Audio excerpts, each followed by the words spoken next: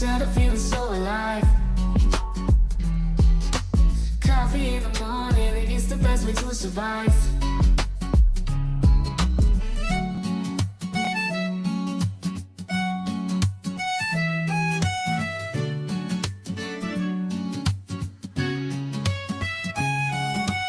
Woke up in the morning, sleepy eyes yawning. Jumped out of bed, started the day, opened the curtains. Felt the cool breeze, the sun shining on my face. But something was missing, I needed my job to chase. Give me coffee in the morning, give me coffee in the morning. Gotta have the caffeine, wake me up, shake me up, dip me back on the seat. 1 sip, 2 sips, instead of feeling so alive. Coffee in the morning, it's the best way to survive.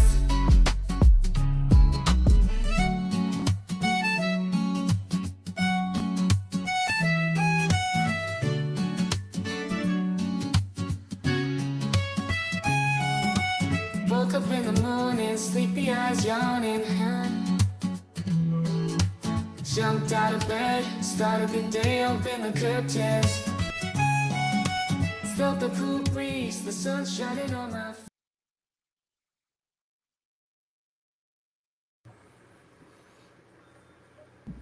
Good morning. Good morning. Firefly, are you with us now? She'll be joining up here soon. And Dolphin will also be joining us this morning here shortly. Good morning, everybody that's coming on in. Welcome in, Forrest. Good morning. Tucson, good to see you. Sinead, always good to see you. Hope you guys had a good night's rest. Hey, good morning. There you are. I'm sorry I was late. Can you hear me? I was just telling Joe. Yeah, I can hear you. Can you hear us okay? It might be your earbud situation. Uh-oh. Can you hear me now? Yeah, sometimes I can hear you now. Can you hear us? I can, but it's a Uh-oh. double. Oh, are you in on your phone or what are you on? No, I'm on my computer. Oh, okay. Like you hearing an echo or something? Yeah. Okay. How about now? I mean, we can hear you okay, but can you hear us? Are we echoey to you or laggy? I know why it is. I have the YouTube on. Okay, now it's good. Sorry about that. Yeah. Okay. Good. No, you're good. You're good. It's been a minute. So yeah, girl, when I'm on my phone, I can't snatch a link out of a chat and join a StreamYard because I can't close out the YouTube because if I do, it throws me out of StreamYard. So I'm like, you have to send me the link in DM if I'm going to get on my phone. So when Joe goes live, I'm usually on my phone so I can wander around in the yard if I feel like it, and I have to get the link through the DM. So I feel you. But welcome in and thanks for coming in this morning on your day off and joining us. We appreciate it. Dolphin will be joining us here in just a little bit. But I was telling Joe we had to push the live back about a half hour. There was one little piece of information I was still trying to find for today's show. And after reviewing 3 things, I still couldn't find it. So I had to put Dolphin's eyes on it because it was something we wanted to really bring out. And anyway, she found it as usual. So we got that ready to go. I got to check my message here. Sorry, guys. My dad, let me, 1 minute. My father is 74 years old, and he has never been able to hear well at all out of his left ear. And in fact, all our lives, we knew to get on Daddy's good side to talk so he could hear us. And we learned to talk loud so we could be heard. And anyway, now his other ear stopped working as well. So my dad couldn't hear at all over the past year. And this morning, he finally got a cochlear implant into one ear, and they stretched tubes in the other ear, and hopefully that will clear that one ear up. But anyway, my sister was just letting me know that he is out of recovery and doing great, and they're heading back over to the hotel now. So if y'all would just say a little prayer, send some good vibes for my daddy. I want him to hear me again. That would be great. Yeah. Absolutely. We're It on it. would be, because it's so frustrating for him, because he hunts, he fishes, and he can't hear his dogs when they're running. When we're out at the if we're out at the river and we're all trying to talk to him, you can tell he's just not. It's not fun, And we had to teach him to text just so we could communicate with each other. I thought that was turned off. Sorry. We had to teach him to text, just so we could check in on him and vice versa. So hopefully everything will go well. And they just had to go to Birmingham, which is only about a 5-hour drive from here. So anyway, they should be good to go for the rest of the day.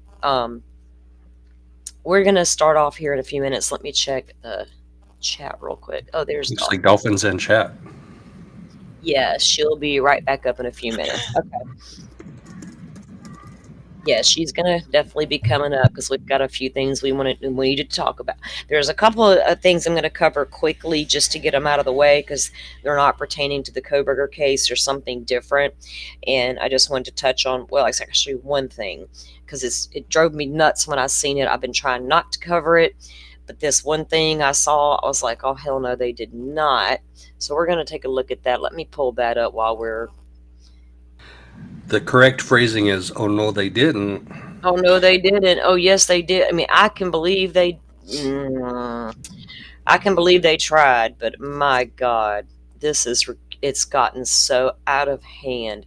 And I'm talking about Sebastian Rogers. Let me pull up something specific that I wanted to show you guys.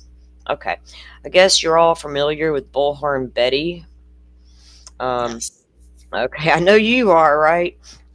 I'm as familiar as I want to be. Okay, there you go. Correct. Yeah, anybody who's been in true crime for a little bit probably has heard of her, or maybe you've seen her content, maybe you like her. This is not really just a direct shot at her. It's a direct shot at every single creator on the YouTube platform who continues to try to manipulate the public. Stop coming out here with your blurry pictures trying to tell somebody what that blurry picture is, because how can you tell? You got a private team that works for you that can enhance photos and manipulate stuff, but the FBI don't? Give me a break. Let me get this screen shared up here, and I'm going to show you what this fool has done. And it pissed me off because it ties to Idaho 4. And I'm like, no, sister, no, you're not doing that. You don't hijack that horrible case and then bring it over to Sebastian. Look at that mug shot. She deserves it. Okay. So let me show you the other one because it's really, you need to kind of see it to understand what I'm talking about here. Okay. All right. This one goes first, I think. Okay. So Bullhorn Betty was trying to turn the porch lights from the house across the street into the new grift, but at News Junkie, I don't even know who that is shutting that down. Okay, so she had posted some photos saying this was this and this was that. Why? Okay, then somebody had to come back and show her a clarification picture. And then there was another tweet she did. Let me pull that one up. Publicly Buzz got his drink on. Lord.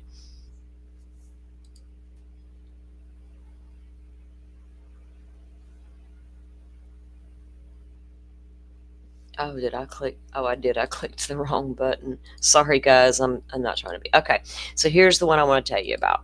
All right, so this was a post by SF Investigates. I think it was yesterday. All right, today Bullhorn Betty accidentally, they had another enhanced, they have a it'll show you when I play her piece. Okay, today Bullhorn Betty accidentally exposed the enhanced video fraud during her live stream. She revealed a 13-page folder containing images and background layers used to fabricate the so-called enhanced image. Among these images was a frame from the Idaho 4 murders. Proof that those so-called enhancements are nothing more than manipulated fakes created for profit. There have been so many accounts in Idaho that have put out multiple blurry pictures trying to convince you that something's going on that's not. And now Betty's going to hijack some of that material and do the same thing over here in Sebastian. I think not, Miss Lady. Um, for an image to be truly enhanced, only the actual source video can be used. However, damn it, let me turn that phone off. I'm so sorry, guys. Silent. Um, for an image to be truly enhanced, only the actual source video can be used. However, the folder she revealed contains 13 images, including background, color layers, and external images that were not sourced from the original Lights video. This is proof of her deception. Now let's watch this. Let me tell This you. looks like a lot of work involved in this. Hope you guys can hear it. Let me know if you can. Yes. And some people are even starting to get even clearer images now. Again, this right here, unfortunately, I don't know where this has come from.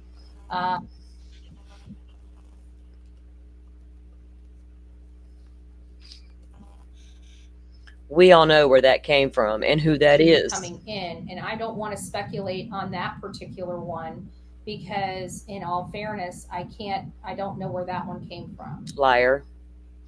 Okay, that picture right there is a picture of Jack Showalter from the grub truck in Idaho 4. And Betty and her team, they're manipulating pictures out there and putting them into the YouTube verse, and people are falling for it. That's the kind of stuff people need to watch for when you're watching creators. Right, Dolphin? It is beyond ridiculous, and there's not a mature adult in that case anywhere. I mean, I respect Steve Fisher, but I got questions because you seem like a little bit of a, the drama don't really bother you too bad. But I think it's disgusting when they go and manipulate photos for clicks and views. I thought it was disgusting during the whole entire 2 years of this Idaho 4 case. And now you're going to go and take a picture of somebody who was at the grub truck. I don't know where that picture came from. Now, is that going to be your new suspect in Sebastian's case? Like, shut her down. You guys, if we can do anything over here other than talk true crime and have good conversations, maybe we can debunk stuff as we move through it. Gosh, it got so aggravating. When I saw that, I was just like, holy cow, lady. I mean, I know she stoops to low levels, but Jesus. Yeah, I don't keep up with her at all, Dolphin, except for a little bit that I see SF tweet about. She's got court coming up again, but I don't really know all the gist of all that bull either. I stopped watching the coverage because it got so ridiculous, and there's nothing, coming out that could help with the investigation except for a bunch of drama. Welcome in, Mar, Texas Ranger. Good to see you. There was somebody else I saw popped in, I thought, that I didn't say hello to. Okay. True crime, wrecking crime. That's a good one. So anyway, yeah, just be careful out there on the YouTube streets, because if somebody shows you a blurry picture and they can't explain it or not show you a receipt, then you got a problem. And when people come out and cite these sources, I understand in the national media, mainstream media, what legacy media, whatever you want to call them, Supreme Court ruled many decades ago about sources, but you need to come out with some sort of receipts, especially in the YouTube streets where it gets super messy and there's no regulations, and we don't want any, but we don't want to be out here just purposely putting out bullshit, and that's what I'm going to call that. Bullshit. Because Bullshit. that's bullshit. Bullshit. I gotta fix my screen thing again. Okay, so let me all right, she's not back here yet. She'll be back here soon. Okay.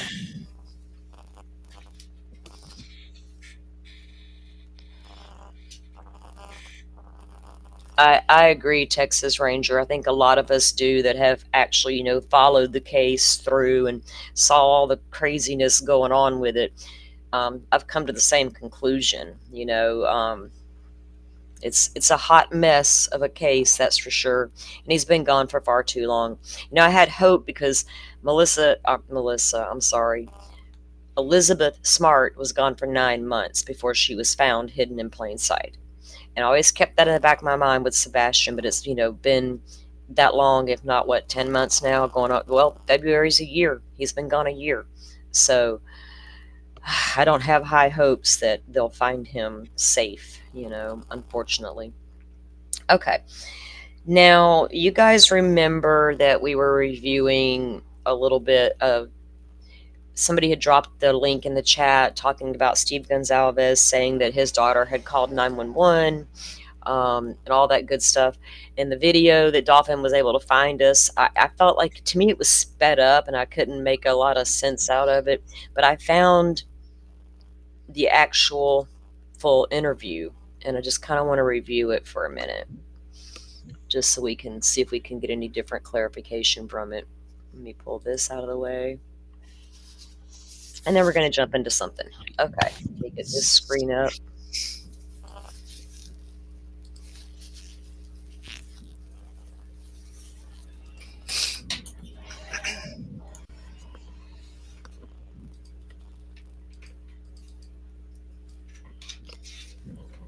Oh, I had it queued up where I wanted it. Why is it not playing in this stupid thing? Hold on, let me... It always does this when you have to... I don't know. I think it's this freaking restream thing, because I'll never have to do that in the other one. Okay, here we go.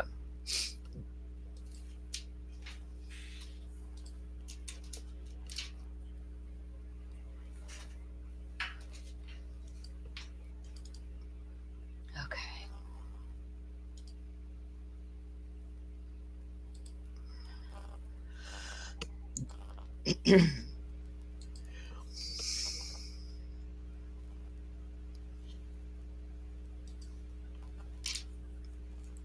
Officials are combing through thousands of tips, crime scene photos, and evidence.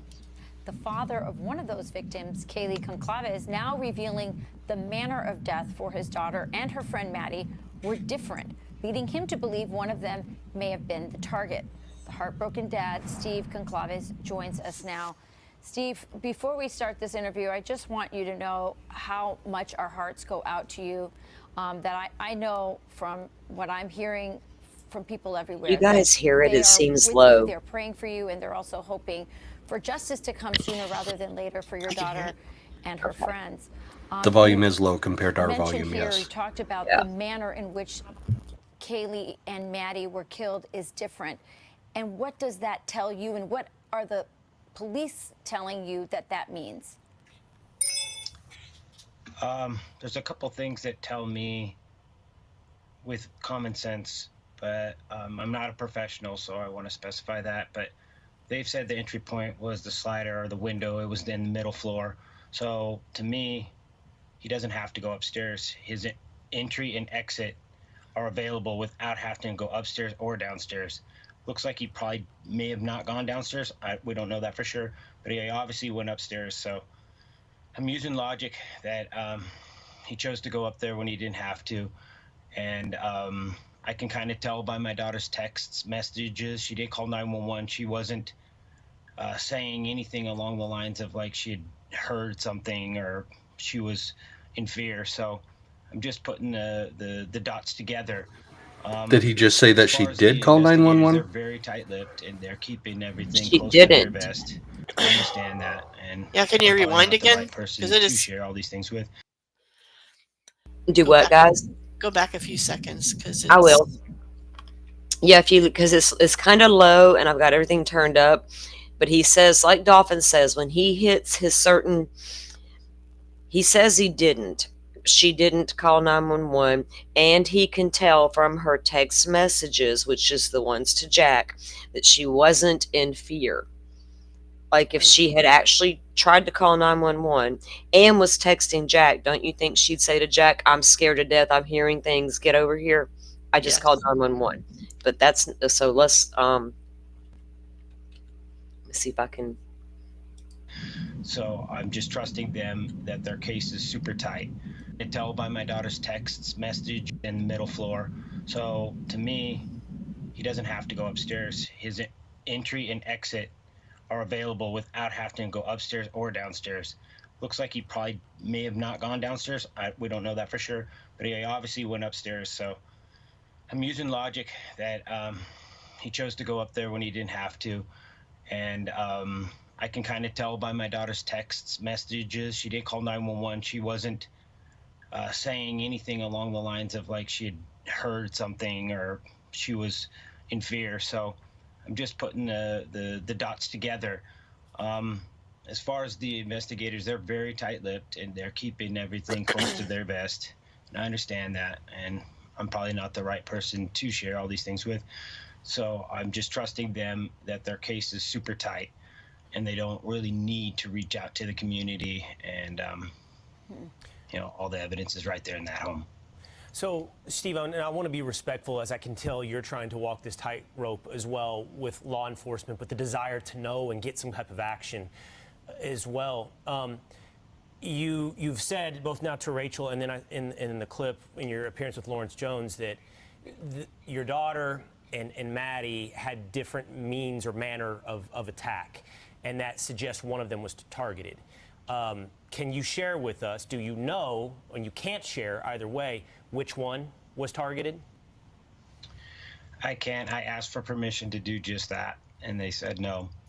I probably disclosed information that they wish I wouldn't have said, but the story's going cold. There's less people coming to Moscow.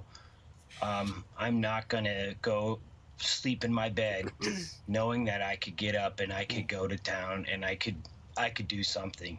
And I'm not gonna go away, and I hate to be a pain, but as a father, I just can't even sleep thinking that I could be doing something. So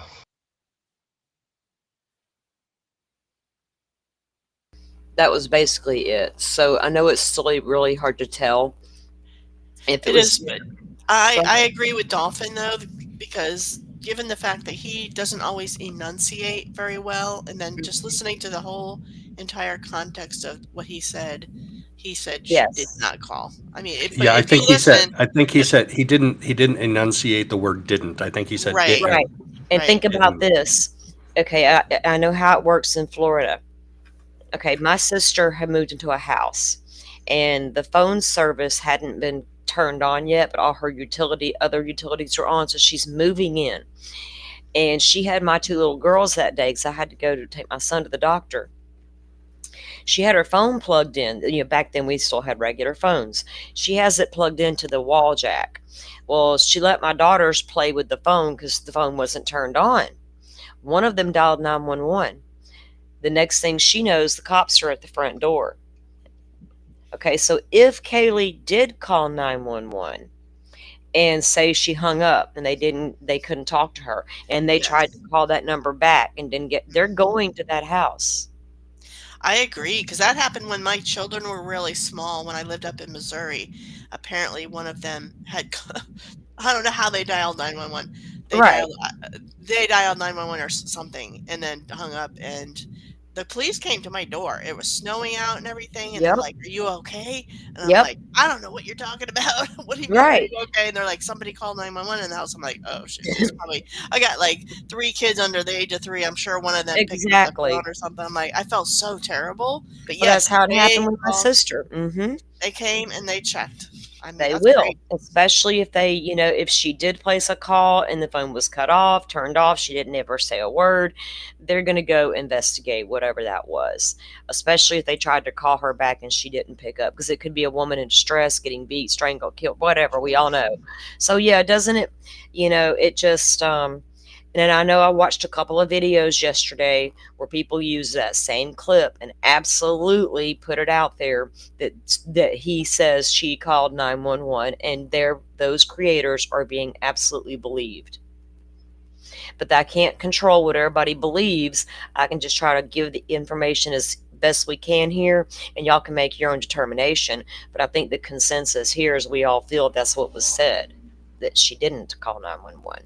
Because I think it makes sense that if she did, they would have shown up, Right. to check in. She didn't. He said Yep. she didn't. She didn't. Exactly. And like I said, I'm below the Mason-Dixon line. Y'all are like, you got to get used to the way some people talk. Country people You're talk way different. you're way south of the Mason-Dixon line. Yeah, I am, and I can get real country on y'all in a heartbeat. But y'all gonna be like, what is she saying? Like, what's that dude Jeff Foxworthy? One of his favorite words was mayonnaise. Mayonnaise. A lot of people in here. I mean, it's just different regions have different. Well, you know how it is in the what is that one guy millennial whatever his name is, and he has the really thick New York or Oh, Northeast I know who you're accent. talking about. Yeah. I mean, everybody, sometimes it's people from Boston. They have strange everybody has different accents around the country, you know. Oh, Bountiful millennial or something like that. Yeah. you Yeah. remember that police chief from Lady Lake when they arrested that top 10 most wanted sick guy down there in Florida that was from Missouri? And Yeah. I said this police chief is not from Florida. I Yep. said he's got like a Boston accent. Well, turns out he's from Maine. So I was close, but I was a Close little bit Knows. off. My Yeah. stepdad was from Maine, and I totally get that. Um, Yeah, but we've all heard Steve plenty of times. He doesn't always speak real clearly, so I think that's it. exactly. And we also had heard, okay, before I start that, let me think about how I want to word this. So we had a guest on Sunday, and that was the second time we had her on the show. And I felt like both times everybody was respectful. I felt like we were having conversations and what I thought was debate, about certain things that went on or may have not went on, or theories, just debating theories. And I honestly took it as debating. I don't feel like anybody went after anybody. I don't feel like anything was out of the way. I think she feels otherwise. And she felt like she was berated on our channel because we disagreed on a theory about the dog. And it's okay to disagree on theories because I'm not here to tell y'all what to think.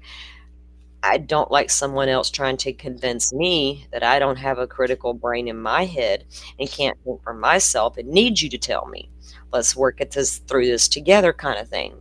Well, I want to first of all start by doing this. Let me pull up a screen real quick so you guys can get the context of what I'm talking about. If you were in the show Sunday, then you saw it. If you were here Sunday and saw it, I would love your feedback if you thought our guest was berated or if you just thought it was, conversational, stuff we were having, because again, that's what I thought it was. And I reached out and I apologized if that's the way it was taken, because that's not what that was meant to be.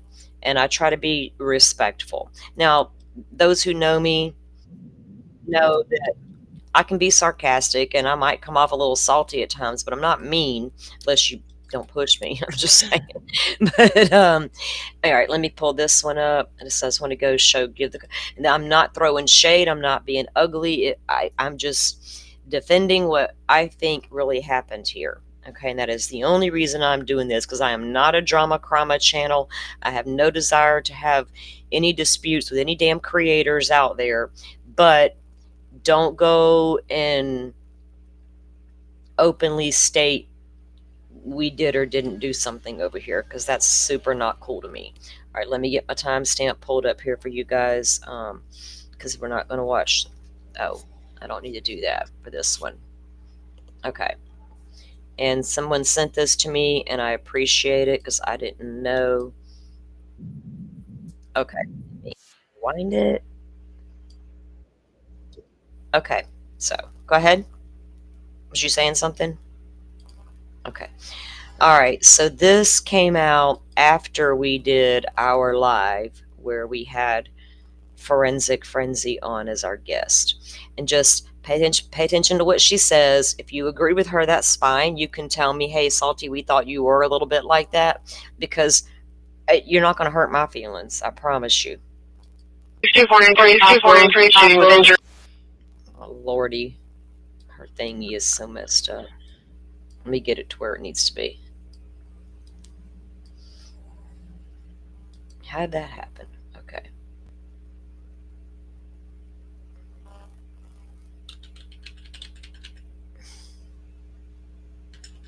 I thought this was the one that... Many of you guys were like, I kind of get it. And many of you guys were like, I absolutely just don't. So we'll go over that in a pre-recorded video. And then I think I'm going to end this live and start another in which we will go over some of what I believe the defense is getting at and talking about as their strategy. Hello, Melissa. Can you guys hear me? Is there like an echo? Because like I feel like a second ago I heard one downstairs.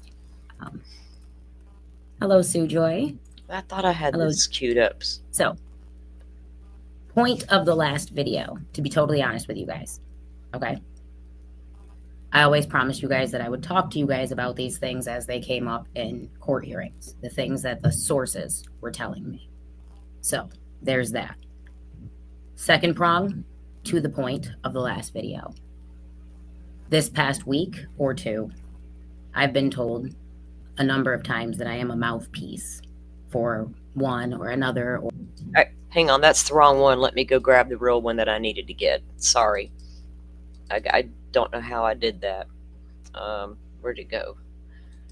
I thought I had that one in order. Oh, where's your... Oh, there it is. For a Tuesday morning, it feels an awful lot like a Monday morning. Dude, and now I don't stream on Mondays, so maybe that's... Like, it's my Monday, right? It's my Monday. Okay, now get that out of here. Here we go. Okay. And yeah, mouthpiece might be a good word here. All right, let's see.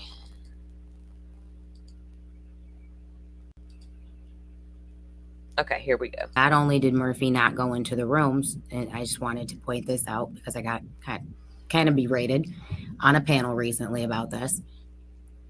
Murphy didn't leave the room and go check on Maddie and Kaylee, it would appear, because he also didn't run out the house and leave. Not only did Murphy not go into the rooms, and I just wanted to point this out because I got kind of berated on a panel recently about this. Kind of berated. Murphy didn't leave the room and go check on Maddie and Kaylee, it would appear, because he also didn't run out the house and leave. Not only did Murphy not go into the rooms, and I just wanted to point... See, I mean, how does she know he did... We didn't berate, you know, we honestly didn't. And she disputed some other things that were stated by Christy Gonzalez, the mother of the victim. Right. And I'm okay with that. I'm okay with you coming in with different opinions, and I will discuss them all day long. But well, if you go ahead. I'm sorry.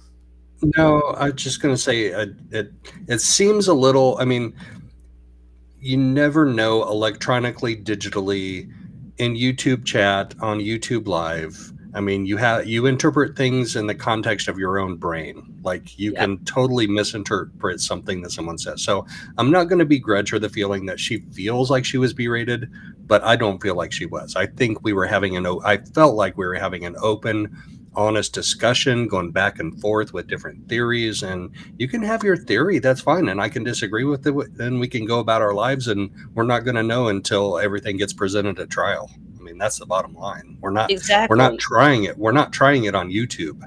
I mean, we kind of are as armchair jurors. We're discussing the cases, and there's going to be times like you said, you and I will disagree about things. Dolphin and I will disagree. Firefly and I will disagree about things. But it's the way we talk through them And if things get a little heated, or if somebody comes across, I mean, and I'm gonna tell you right now, guys, if you're not used to it, well, you're not, because you don't normally see Dolphin on panel with me. There'll be times she and I'll be doing, like, y'all might think we're going at it, but we're not. We're both just two very intense women who are, like, discussing something really heavily, and at times we laugh at each other and we're both like, shut up for a minute, listen to me, but we maintain our friendship. There's nothing, we don't take it personally. Exactly. Don't take it personally. Right. And Joe and I have had discussions like that, even in the Delphi case, where we're like, well, what about this? What about that? Well, I don't know if I agree with that. Well, I don't know if I agree with that. But at the end of the day, we agree it's all messed up. Right. Yeah. And we had a disagreement about whether Bridge Guy was coming from the north end of the bridge or the south end we of the did. bridge. We had like a whole damn debate about that thing. It's north, right? I'm just curious. I don't know, to be honest, but I'm thinking north. Yes. I don't mean to sidetrack. Sorry. No, you're good. You're good. We love it. But it's just that, and not only did she, sat there and said that we berated her, or at first I thought it was just me, but after I communicated, it was the whole panel was not receptive. But I went back and I listened to my live, and I apologize, guys, because I did not realize that I do cut in and out like I do, and I'm going to try my best to fix that, because that is not cool. So I'll go back and I listened to it, and we literally sat there quiet and let her have the floor. And then once she did, we started asking questions and then giving our theories on what a dog may or may not have done. None of us are dog experts. A lot of us raised dogs, different types of dogs. A lot of us have watched Dogs 101 on Animal Planet. You know their behaviors and how they operate and how they work in packs. And, the female of the home is always the top dog. I don't care if you got 1 dog, 5 dogs, 7 dogs. The female human of the home is the top dog. Everybody else is beneath her. That's how it works in a dog's world. Don't believe me? Go Google it. But so we all have our opinions, but ours weren't saying you're wrong. We were just saying this is our take of it. So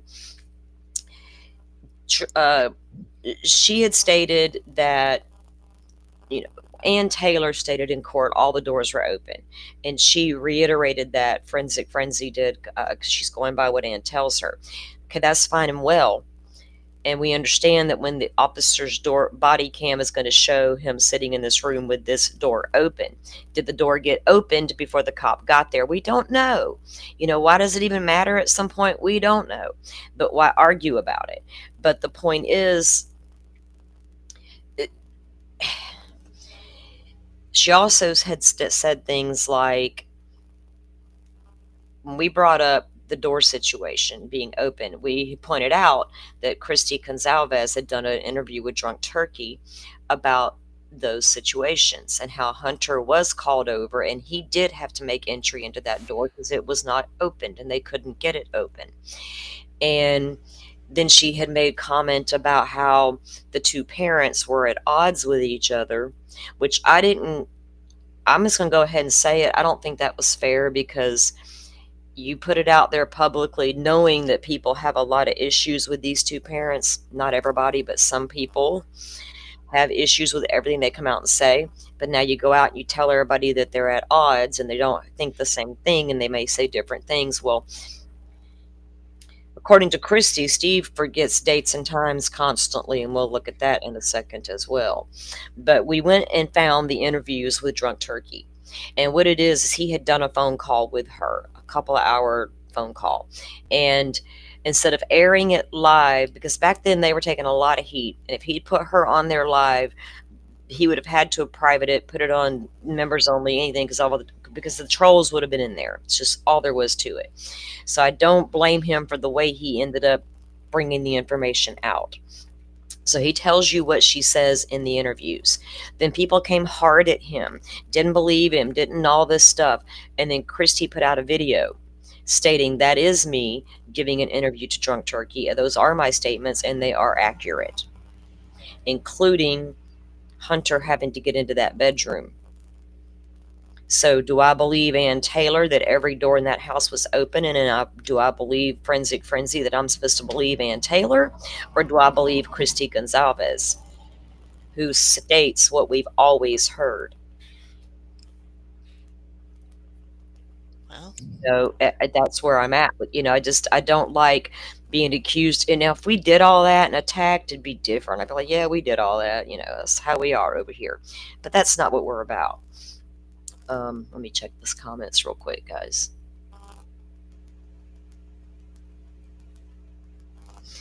Yeah.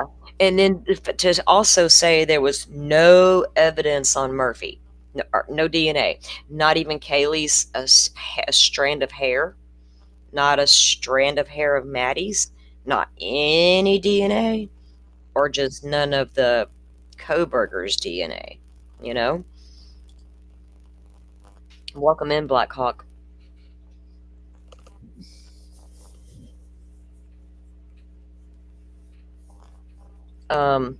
Is that really you, T-Rev? If it is, I'm a little shocked to see you here, but hey, don't put out no misinformation. Couldn't help myself. All right, so let me see what we had to do here. Okay, so let me play you a little clip from this. Let me pull that up. Oh, about close this out of this whole StreamYard, whatever this thing is called. Sorry.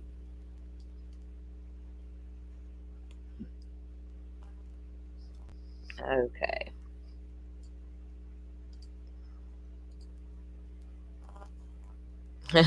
Donnie. I love it. I saw that. I wasn't going to say anything. It's okay, girl, because we know when you know, right? Yeah. Yeah. She said, yeah.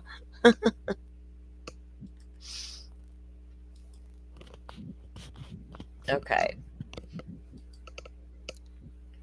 Let me pull up this. It was this one. Okay. Jeff. All right, this should be where I need it to be, because this is from our live that we did. Let me pull the screen back up just to kind of put stuff in context here. Okay, here we go. That Christy said that Hunter Johnson told her XYZ. This is how I ended up over there. This is, these are the circumstances. So it's like, so wait, so which is it? So does that take you back to they thought that they heard the guys in the house the night before, and then they called over and were like, were you guys here last night? And then people started showing up. Does that not remind you? No, I don't know what you're talking about they thought they heard guys in the house or whatever. So that was the thing when we all were hearing that basically the roommates heard and saw things, but at the time we didn't know what they heard and saw. That was a part of that whole rumor, that they actually had assumed that what they heard was just frat guys in the house, and that there may have been some kind of fight that carried over. That still doesn't tie into, so that's rumor, right? That doesn't tie into what Salty, you don't mind if I mention other creators? No, you're good. Y'all go right ahead. It doesn't tie in with what Drunk Turkey Show said, because remember, Drunk Turkey Show said a long time ago, I've spoken to Chrissy, I did an interview with her, and he was going to let everybody know, we thought we were going to be watching the interview, but then he came back and just paraphrased what happened. So, and they basically, it was stated that he got this directly from Christy, that Hunter came over because, what was it? I think an alarm or something was going off in Xana's room or something. For some reason, Bethany and Dylan were trying to get into Xana's room or whatever, and they couldn't open the door. And then they called Hunter Johnson over, because he's right next door at his girlfriend's house. And then he comes over to help them open the door to Xana's room. And then that's when they find out what happened. Yeah. So that, at that point, that's supposed to have been when everybody, learns what happened. Okay. Now, do you guys also recall when Steve came out on national television? I believe it was in a news interview, and stated that one of the roommates actually did have an anxiety attack and ran out of the house. Yeah. And that's how Hunter Johnson got involved. So there's conflict of information. He said that. Yeah, not to the point that's how Hunter got involved. He said that she did run out of the house hyperventilating, and I have a picture that I cannot find on one of my phones. It was scrubbed a long time ago, but it shows a couple of kids in the backyard, a police officer standing back there, a tall blonde is doubled over. We heard that one was hyperventilating and one passed out. But we also did hear, Dolphin's right, when, according to Christy Gonzalez, and maybe you can clarify, but and didn't she call into Drunk Turkey show? She did, to and validate him what he was saying, because his audience, his members, weren't believing what he was saying because we hadn't seen her. And then she comes and says, she did a little video. She came out and did a little video and said, that was me on the phone call with it. We all heard the phone call interview. I heard it. And she said they could not get that door open. And I understand that, you guys. I hope that you're not trying to convince me that that really happened, because I'm not debating that it did. I'm just hoping that you guys understand that what I'm telling you is from that Kaylee's other parent. I got a starkly different story. Okay, I'm just talking about two different stories from two different parents, and we're not debating, but in a few minutes she's going to call it a debate. But we don't know which parent, correct? Right? But that's also not the first time that's happened, because Steve told me that the roommate who was at the local business with Kaylee when she was followed around was Bethany. But Christy told the Drunk Turkey that roommate was Dylan. So that's not the first time that Kaylee's two parents have had conflicting information. Okay, well, that's why none of it means anything to me. Right. I try to base what we can out of court documents, but I also have listened to all of the family interviews, and I know there's a lot said about these families in their interviews, but we all know how Christy and Steve are.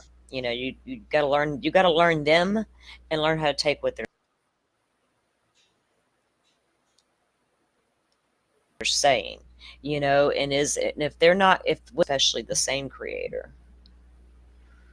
So if they could just kind of clarify for us, that would be appreciated if they're able to. But from what we do understand, that door was shut. So, but I agree with Dolphin. Are there times that want to point out is that I did seek clarity for both of those things. I just got a different story. Right. So what I'm providing to you is what I was provided as clarity. Right. Okay.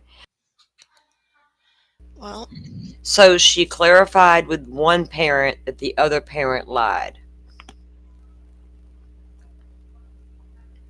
So how do you determine which one you believe? Right? I mean, it's weird. I'm going to switch over now to what was on the Drunk Turkey show. Yeah, I mean, no offense to her, but we want to hear it for ourselves. I want to hear what she heard from them. Like, she wants us to just take her word for it. Exactly.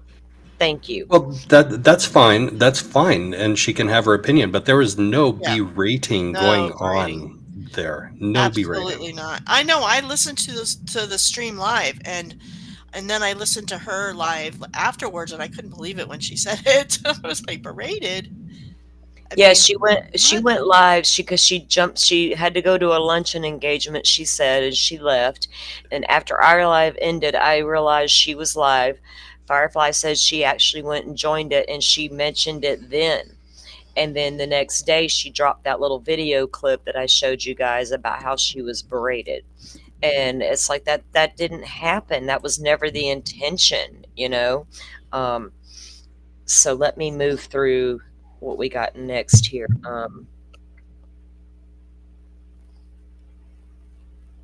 Okay, so she was basically trying to say on our live that she was debating with us. And I'm like, because when I messaged her, that's what I told her. I was like, I thought we were having a debate, not a berating. So, debate, berate. Which one is it now? Okay, so let me get to big difference between debate and berate. So use your words properly. Exactly. Thank you for that, because it's like, goodness. Of all people, Jeff in the chat knows he gets berated all the time, and he takes it like a champ. He always has. Jeff be like our hero. He He's like our debating. He's debating everybody, and everybody else berates him for his right. Jeff's like our Idaho 4 hero. He's like, we go, Jeff. They're gonna come at you in a minute, but you go, you. I feel like there's a rap song in this somewhere. Berated, debated, jaded, yes, hated. Right. Oh, look at you go, Joe. Write all that down. We'll get somebody to make us a theme song. Shit, yeah. Okay. Y'all gonna get me sidetracked, make me forget where I'm at. Okay, we're going to the drunk turkey now.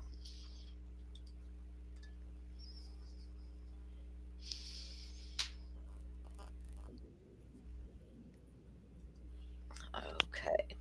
First, I'm going to play you this message that this is going to be what Christy put out after the interview with Drunk Turkey, and people weren't believing what he was saying. And this is her just confirming it. So let's see here. And this was back in June of 23 when all this went down, June 7th. And I think they spoke June 7th or June 6th, and then June 7th he released the most of the interview. June 8th was Kaylee's birthday, and then the next day on my birthday he released the final part and or this interview or this piece here. So here's Christy giving her take. Hello, this is Christy Gonzalez. Today is June 9th, and I just wanted to confirm that a couple of days ago I did a phone interview with Daniel from Drunk Turkey to address some rumors that have been going around surrounding the case about my daughter Kaylee Gonzalez, and we were just hoping to provide some clarification on some timelines and some other little things. So I just want to let you all know that it is real, and I hope things get a little bit more cleared up here. Thanks. Okay. Jeff.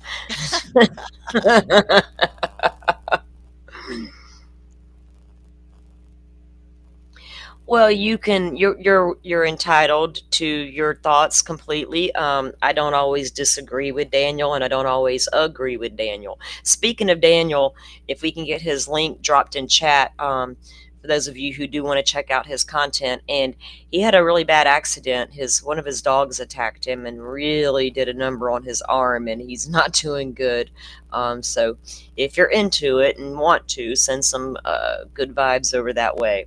But yeah, I mean, everybody take you can go listen to who you want, but I don't personally have any. Well, I have had an issue in the past, but it's not like a personal issue. You can go look at my content and see that. It's easily found. But yeah, you have to, I mean, I believe he interviewed Christy Gonzalez. I believe the things that he says that she said. I believe her video that she conducted the interview and the statements that he made were true. I have no reason to not believe it. You know what I mean?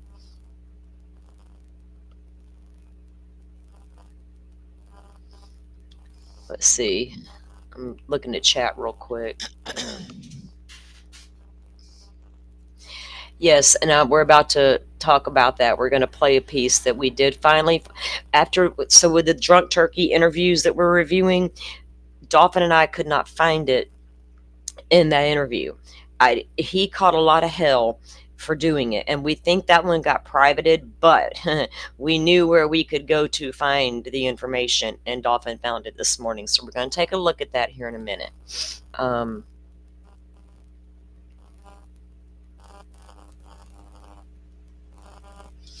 Yeah, we have to take what Ann says with a grain of salt, just like the prosecution, right? The doors may have been all open when that one officer arrived on scene. That's exactly what I was going to say. So right? she's going by the video cam. From one officer so far, right. Nunez. one officer's cam. That doesn't So mean it wasn't closed before they got on the scene. others arrived. Right. We don't know where she's going with this doors open stuff.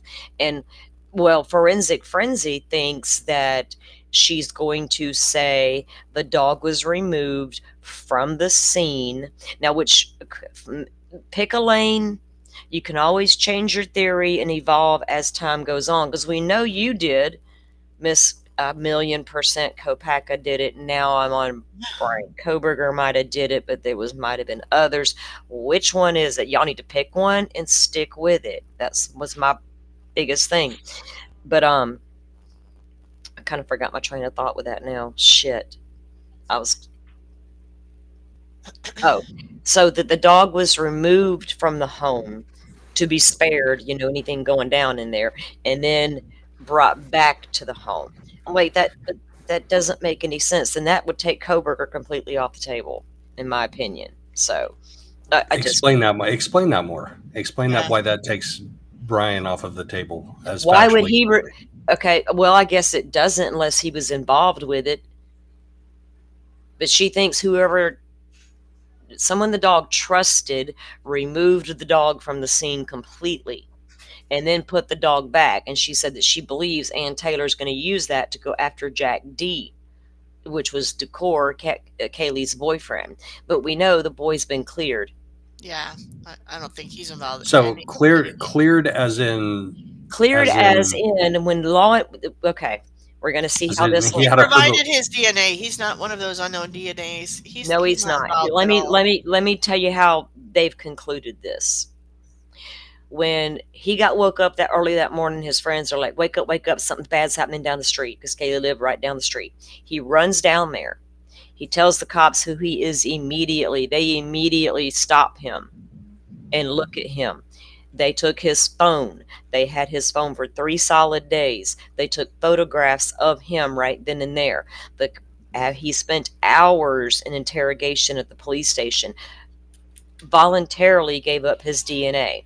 Then he went to go see the Concalves family. Steve made that boy strip, arms out, took all kinds of photos of that boy's body, looking for any kind of evidence that he harmed his daughter or she fought back. They haven't seen anything. Jack has his alibi. They got Jack's phone downloads. They had the damn thing for 3 days. His DNA didn't match what was on that sheath.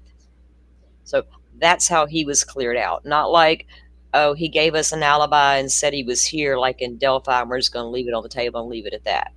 There was a real investigation in Idaho, contrary to popular belief. So explain to me this then. What does the doors being open or closed also have to do with Brian Koberger being guilty or innocent? What did the doors open or closed have to do with it?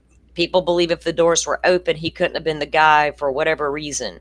But the issue with the doors is, for whatever reason, Forensic Frenzy and Ann want to bring home that those doors were all open, which would have meant that the surviving roommates would have seen more than... I don't know how that's going to work out. But the door to Xana's bedroom was not open all morning long. That's a good question, Joe. Like, I don't know where she's going with that. What's the point of them being open? We don't know. That's the whole thing we can't figure out, is where's Ann going with that, unless she's about to bring in the Saudi, some other dude did it thing. But she's got to have more than the doors were open and the dog was clean. You know what I'm saying? It's going to take a little more than that to convince somebody other than Koberger might have done that. It's his damn DNA you still got to get past. Let me pull... Where was I going next? Okay. Drunk turkey. And I have these in order so I can... Okay, so we saw Christy's video.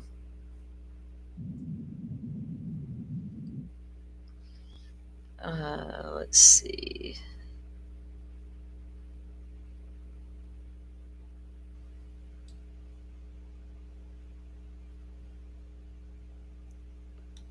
there are so many theories and conspiracies in this thing.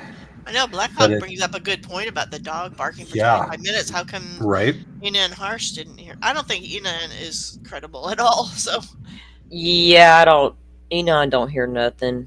He's just a he flake. he just looks out his window. Well, I sleep through earthquakes, so I don't know that I would hear a dog barking in the middle of the night.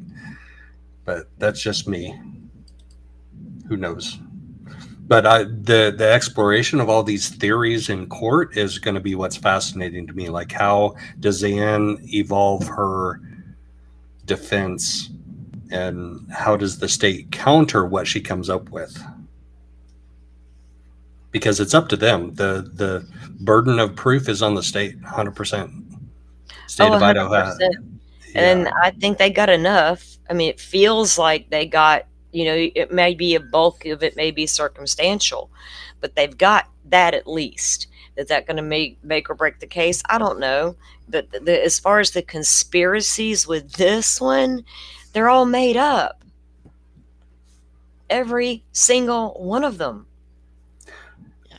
Yeah, because people take them and run with them and have from day one, like the food truck videos and who showed up on food truck videos. And they're all sitting there watching the crime happen in real time and paid tickets to do so. Right. Yeah. That's why I can't compare Delphi to this case, because what we saw in Delphi was real. There's real Odinists that live in Delphi County or Carroll County, Delphi, Indiana. It's real. Everything these rumor mills have generated all have turned out to be just damn rumors, and don't even talk about them rumors in court yet, except for one time she mentioned one witness that has spoke to the media too much. Who the hell could that be? What potential witness has spoken to the media? Oh yeah, WSU Mom Kim. I'm a mom. Okay, I digress. Let me pull this screen. Yeah, and if you don't believe that Odinists live in Carroll County, Indiana, I was on the Hoosier Heartland corridor, right behind a motorcycle rider with a vest that had Vinlander on the back of it. So, and I the witnessed. Vinlander, yep, he witnessed it himself. He witnessed it, and the Vinlanders is a motorcycle gang who practice Odinism, white supremacy, all mixed into one, and they are everywhere in Indiana. So anyway, back to this oddball case here. Okay, so let's play this little piece. This came from the Drunk Turkey, part of Christie's interview. And kind of clear those things up. Now, what we're going to talk about today is a summary of a 2-hour interview, like I mentioned before. We'll probably break down the other parts. Right now, what I had done earlier was I had basically compiled what I was going to say tonight, and I sent that to Christy Gonzalez, and she's approved of everything that I'm about to tell you guys based, on the conversation that we had, and has approved us talking about this today. We're going to be going forward with what I feel that we can say. I'm not going to say that we talked, too much about things that were gag order related that would violate those type of things, but I still want to be cautious about the things that are coming out, if that makes any sense. Does that make sense to you, Blue? Yeah, I mean, they do have that gag order on them, and we don't want to put more, how do you say it, more trouble against them if something comes up in this. So we're going to try to tread lightly and be as respectful as we can to that gag order. 100%. And so, like I said, she's doing this to spread the word initially, and also to clear up some discrepancies. And so the discrepancies that she was talking about and that we're referring to is there was an issue of time as far as when did the Gonzalez family, first hear of the incident that had occurred that morning on November, or that afternoon on November 13, 2022. And, first she wanted to say that Steve is busy and he's tied up, which is, why she thought she could handle, he's busy and he's tied up. And then she felt that she could handle these discrepancies because she's aware of the timing. She wanted to start off first by saying that when it comes to times and dates, that that Steve isn't the best for those things. He's not very good at timing and dates. And so Steve, the credible one, is not good with times and dates. Not Christy. Okay. That they absolutely had no idea of the incident in the morning. They had stated that they had they received a call from a family member at 1:32 p.m. And they stated at the time of the interview with Olivia that they were talking about this incident, right? They were aware that the 911 call was at 11:58 a.m. And so that Chronicles of Olivia interview is, I guess, what a lot of that discrepancy comes from. Steve says things like, they waited for 10 hours, for 6 hours for the sheriffs to come and things like that. When that interview came, they were aware of the 911 call coming out at 12 o'clock, not at the time of the day. I know I'm wording this kind of weird and I apologize. But during that interview, they were aware of that. So there was a lot of times and dates that they were aware of, they were aware of, that 4 o'clock was around the time that they passed. They were aware that a 911 call came in at 11:58. They knew that their family member called them at 1:32 and that the sheriff showed up between somewhere around 4:45 p.m. and 5 p.m. approximately. So there's a lot of times there. And when Steve was talking and they were asking him about the time in which, or when he brought it up, he may not have been 100% accurate. And there was a lot of times there, but. Okay, so when they were telling the public how they learned about Kaylee, a creator went and did this whole weird thing about there was a football game on, so that meant they knew at this time, and they knew hours before they're telling us they knew, talking about the parents, and all. It was hard to follow. It was ridiculous, and that's what they're clarifying. So what actually happened, according to the family, who I tend to believe more than a creator who was not there, at about 1:30 that day, Christy had gotten a phone call from her niece who lived over there in Moscow and told her something terrible had happened at King Road. Had she heard from Kaylee? And Christy said no. And they had begun to try to call Kaylee and Maddie and weren't getting any answers. They tried to call the police. The police didn't have any information for them yet. They were still trying to ID who these people were. We're talking a matter of a couple of hours. So 1:30, they find out something's happening. But by 4:45, between 4:45 and 5 p.m., they get a knock at the door from the police department, letting them know what had happened to their daughter. So they didn't officially find out what happened until 4:45 in the evening, not 11 a.m. in the morning during a football game. If you know, you know. They had no idea at prior to 1:32 p.m. Okay.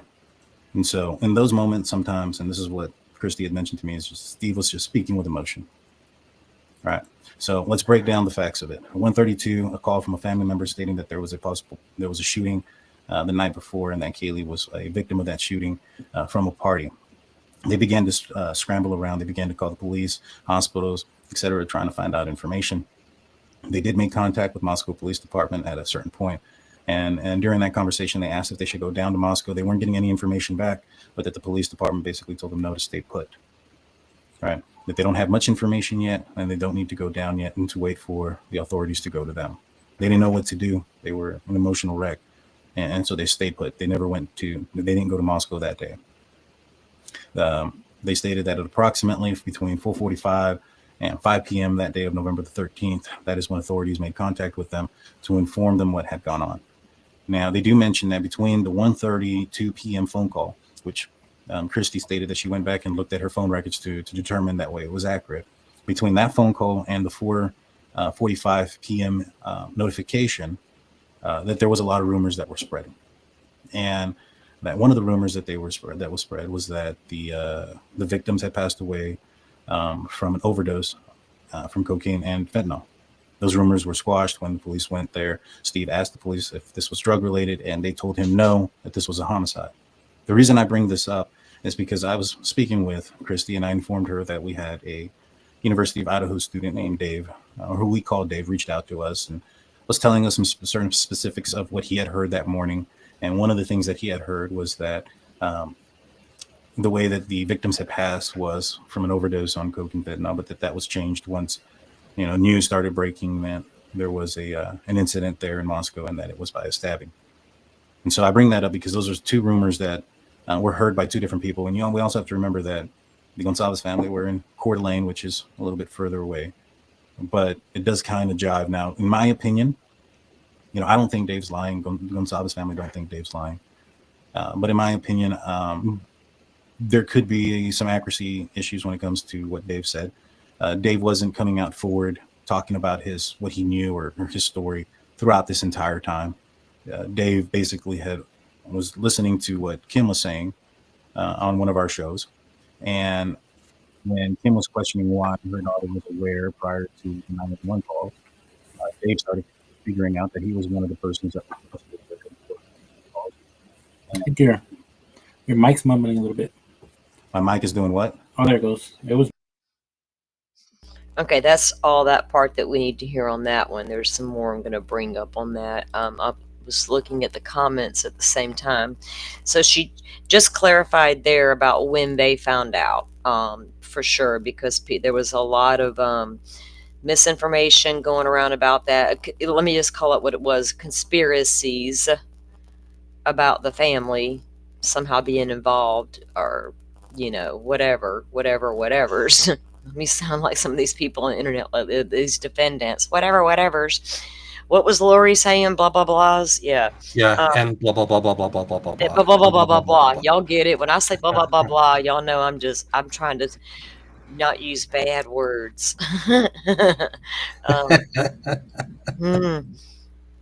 It's hard for me. Good morning, Kel. Okay. Because I got my timestamps. I got everything wrote down so I don't try to be a hot mess, but it still don't work out that way sometimes to do it. Okay. And yes, I realized I just said do it instead of doesn't it. But I'm from where I'm from.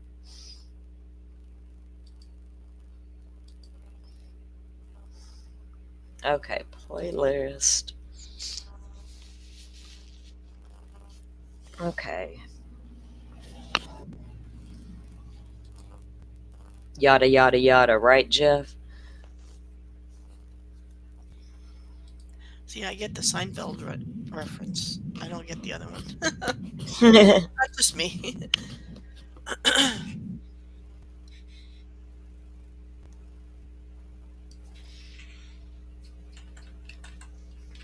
Okay. Oops. 2101. I think this should be it. Let me pull this up. This is going to be the family talking about making contact with Jack Decor. Recordings. Well, I mean, you don't have to believe us. That's fine. I think we're still working on building trust ourselves and the Gonzalez family. They reached out. I know they said that if I wanted to play any of it, that it was fine. But no, I'm not going to do that. Not right now. I haven't even asked them if they want to be on the show yet or anything like that. Kaylee's birthday is tomorrow. Father's Day is coming up. I don't want to do any of those things. I mean, you don't have to believe us, I guess. I don't understand. Like, you would have to think we're some pretty horrible people to say that we're lying about having spoken to a victim's parent. That would be disgusting. Well, anyways, let me go back to what I was saying. So I questioned about Jack. So I asked her, I know you tried to call Jack according to the Chronicles of Olivia interview. You stated that you had contacted Jack and that basically he didn't answer the phone. And she stated that he didn't answer the phone at that time because he was already being questioned by police. He was questioned by police for a very long time that day, and for several days he was going back and forth. I know that was a question. She stated that they kept his phone for several days as well. They really they don't believe he was involved whatsoever. And I'll say that based on the conversation that I had with her and the things that they were saying, I don't believe he was involved either. He was heavily looked at in the beginning, and as a in this case, he was very heavily looked at. They checked his phone. They questioned him, and they questioned him, and they kept his phone for several days. He did a DNA test. What they did tell me is that unfortunately he still gets threats and things of that nature, and those things need to stop. That's not cool. And he's going through his own thing, and it's unfortunate, but yeah, those things need to stop. The threats and whatnot, and it's not good. You're re-victimizing somebody who's, in my opinion, not involved. Let me see. There's some things that were said that's in the PCA, but I'm just not comfortable saying those things yet. But he said that they said that he did take a DNA test. Blue, you heard the conversation that I had with Ms. Gonzalez. Yes. How comfortable are you that Jack's not involved? Yeah, pretty comfortable with the way it sounded.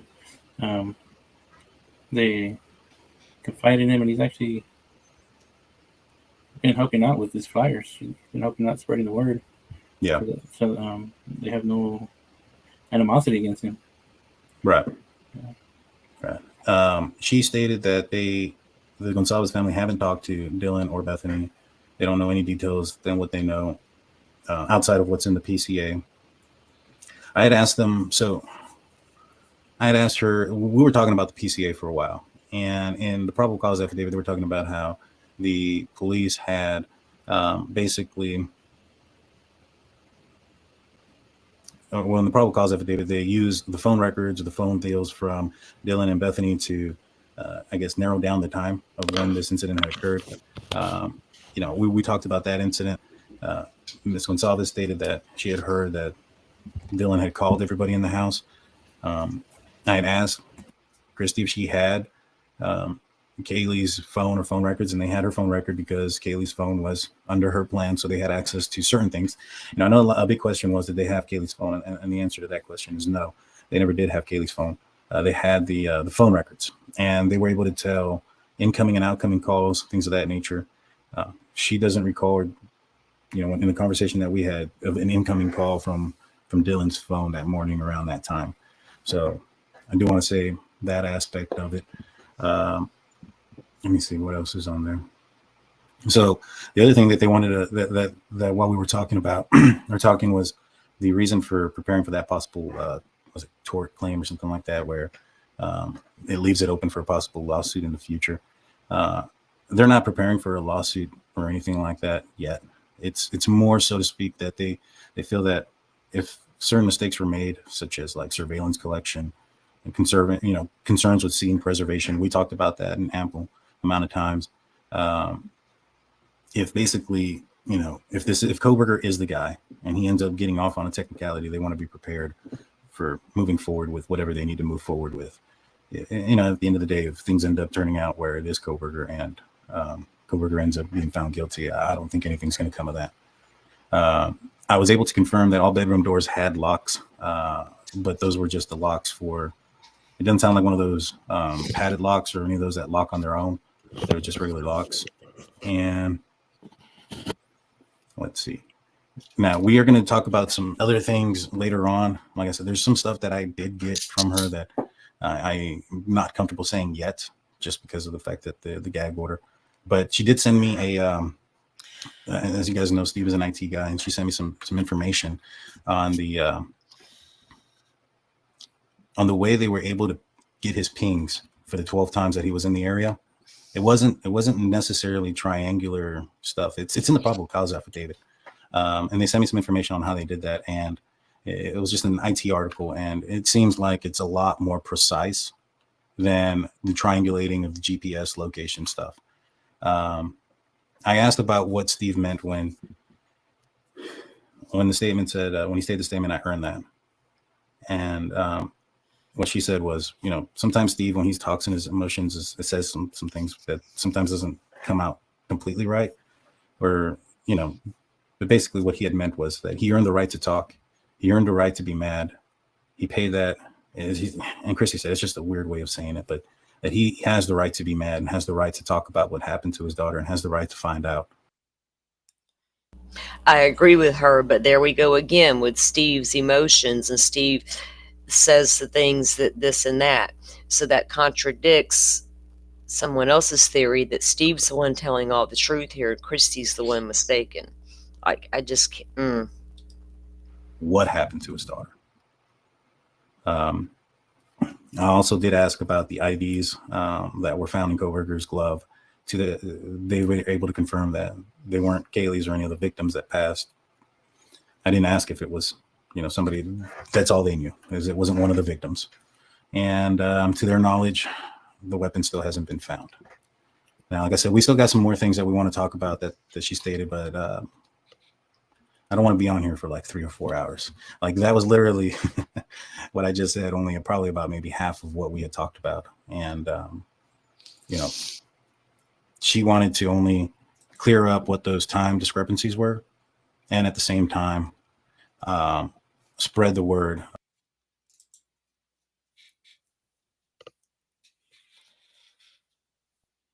I want to see something. If this is the right clip, I think I might have missed something I wanted to.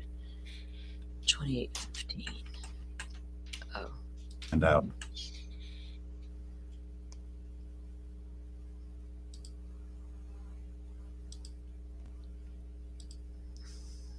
Oh, come on.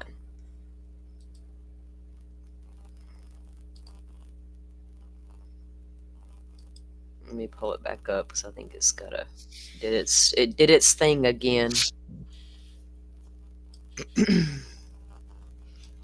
So do you have any more questions, Joe, about what we've heard in the interview? Because I know you've never heard this interview before.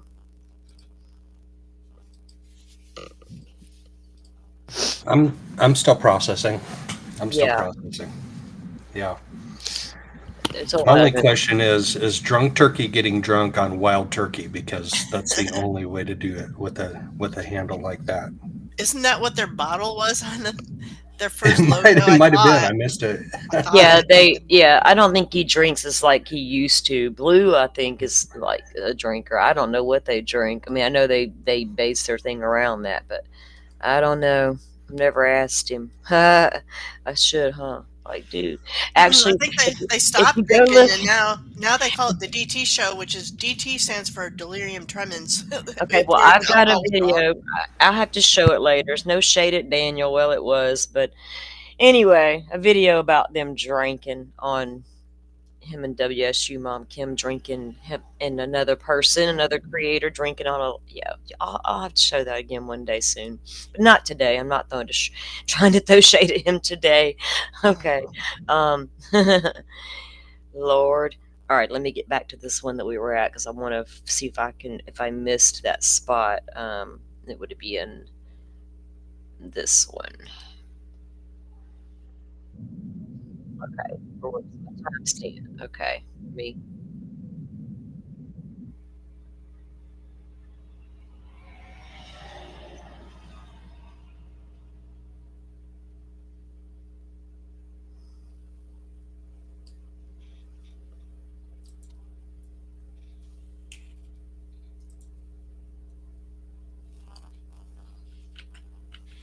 Okay. Let's see.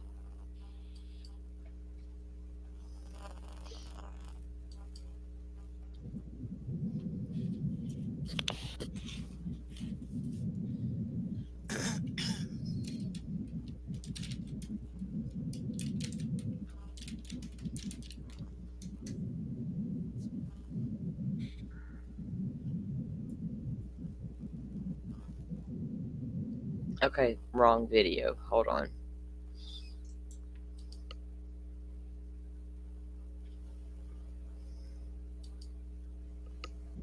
I'll just tell you what it said, because I'm going to go to the next one.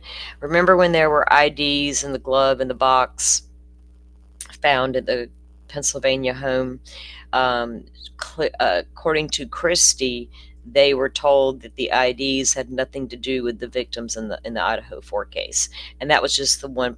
I mean, I've seen that before in the video, and I didn't know if any of you guys had seen it, and I was going to let you hear that part as well, because when I was reviewing this morning, it was on there, and I was like, oh, that would be something I'd show. But let me get my other So they video. found IDs from other people that supposedly Koberger had We don't stolen. we don't know. who. Yeah. What happened is on the search warrant return from Pennsylvania, it says there were three. Was it three Firefly or two, or just says IDs? Just says doesn't it? IDs. Yeah, it doesn't Yeah, say. it says IDs in a glove in a box. That's And bizarre. You know, when the yeah, theory, when Blum came out with the thing about potential breaking into a lab or something, I thought, well, maybe it could be IDs to get into a lab. You know how you swipe yeah, to get into a lab? I wonder if that could be right. it. But Stolen somebody ID. said that he had access to the lab, so I don't know if any of this is true. Yeah, well, he could have stolen someone else's key card so Yeah. that it could look like somebody else accessed instead of him. Right. So So not what? necessarily state issued IDs like driver's licenses. It could be Right. Yeah, it's not employee specific. IDs, Yes. student IDs. It could have been his old IDs for all we know, right? Old license, old IDs from school, the cells, the different universities he attended. We honestly don't know, but they were taken into evidence and they were found. The odd part to everybody is they were found in a glove in a box. Yeah. Now, women have keepsakes all over the house and little trinket boxes and whatnot. And we may save old IDs from the kids or whatever the case, but I don't normally put mine in a glove and then in a box. Because if you think about it, if you were, I'm not saying he was, but if you were stalking somebody, that could be like a little trophy keepsake. Yep. Or Was it your trophies from something in the victims. past, even? You know, was Dana's ID in there? I know, right? Wouldn't that be something? Wouldn't that be crazy? And that maybe that's why the grand jury was called and his parents had to go testify in Pennsylvania. Was something found in that home that they can connect? Okay, that's a whole other. I'm gonna I know. get people are gonna come at us now for even saying that or suggesting it. But hey, if you're truly into true crime and you critically think, you can't help but go there. Okay. Well, if you get called to testify in front of a grand jury, there is some kind of credible evidence of something. We don't know what Right. that is, Mm-hmm. but there's some kind of credible evidence of Or something that you're probable coming cause. Yeah, you Yes, have to have some exactly. probable cause to have a grand jury, sure. And we've got an article. We haven't went over it yet because I haven't had the moment to bring it up in a show yet, but we have the articles from when that occurred. How the grand jury was called in Pennsylvania and his parents testified before a grand jury. And the rumor was it was to do with the Dana Smithers investigation, who died in Pennsylvania in Strasburg, not far from where Koberger grew up. Hey, need some Z's. Did you hear us say that Brian was stalking the victims? No, we didn't say that. I think we mentioned stalking, but it was like a hypothetical question, and it wasn't in relation to the victims because Correct. we said the IDs that were found had nothing to do with the victims. So, oh yeah, we just clearly stated that even the parents said that they were told by law enforcement the IDs had nothing to do with the victims. So I'm sorry if you misunderstood something, but anybody can listen for themselves and see we didn't say that. So sorry if you misunderstood it that way. All right, let me see. And we will freely and openly discuss theories here. You don't have to agree with them, and we don't have to agree with yours, but we can agree to disagree and still stay in our lanes. But we're not putting out misinformation. If anything, I'm trying to help debunk some of it that is out there. So if you find something and you want us to clarify on, let us know. But no, we're not accusing the man of stalking anybody. We don't even know if the guy did it. We just know there's a possibility. He's the one sitting in jail with DNA all over his sheath. Okay. Let me get to the next one here that we want to review. Part 1 is this one.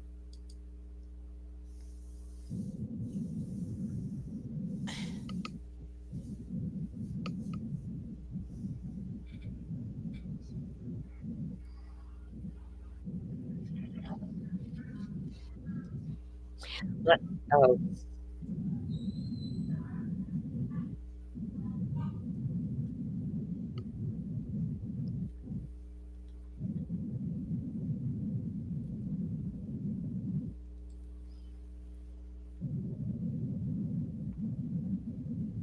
Okay, what we're going to do. Okay, so the part that we could not find was talking about the doors being opened or versus being closed, and how they made entry into the room of Xana. This is a video, and Dolphin had a great idea. She's like, you know who's going to have this?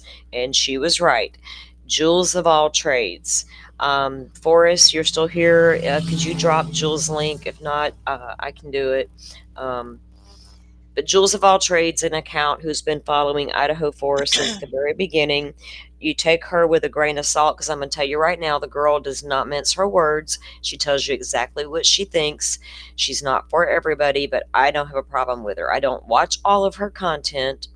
She and I don't always agree on a lot of things, but we do agree on some things, and we have a very mutual respect for one another.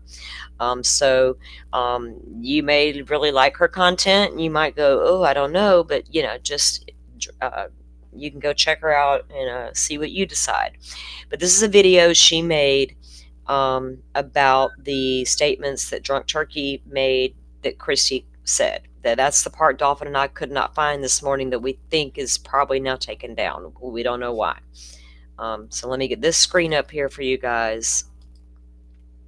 And this should address the doors open closed situation a little better.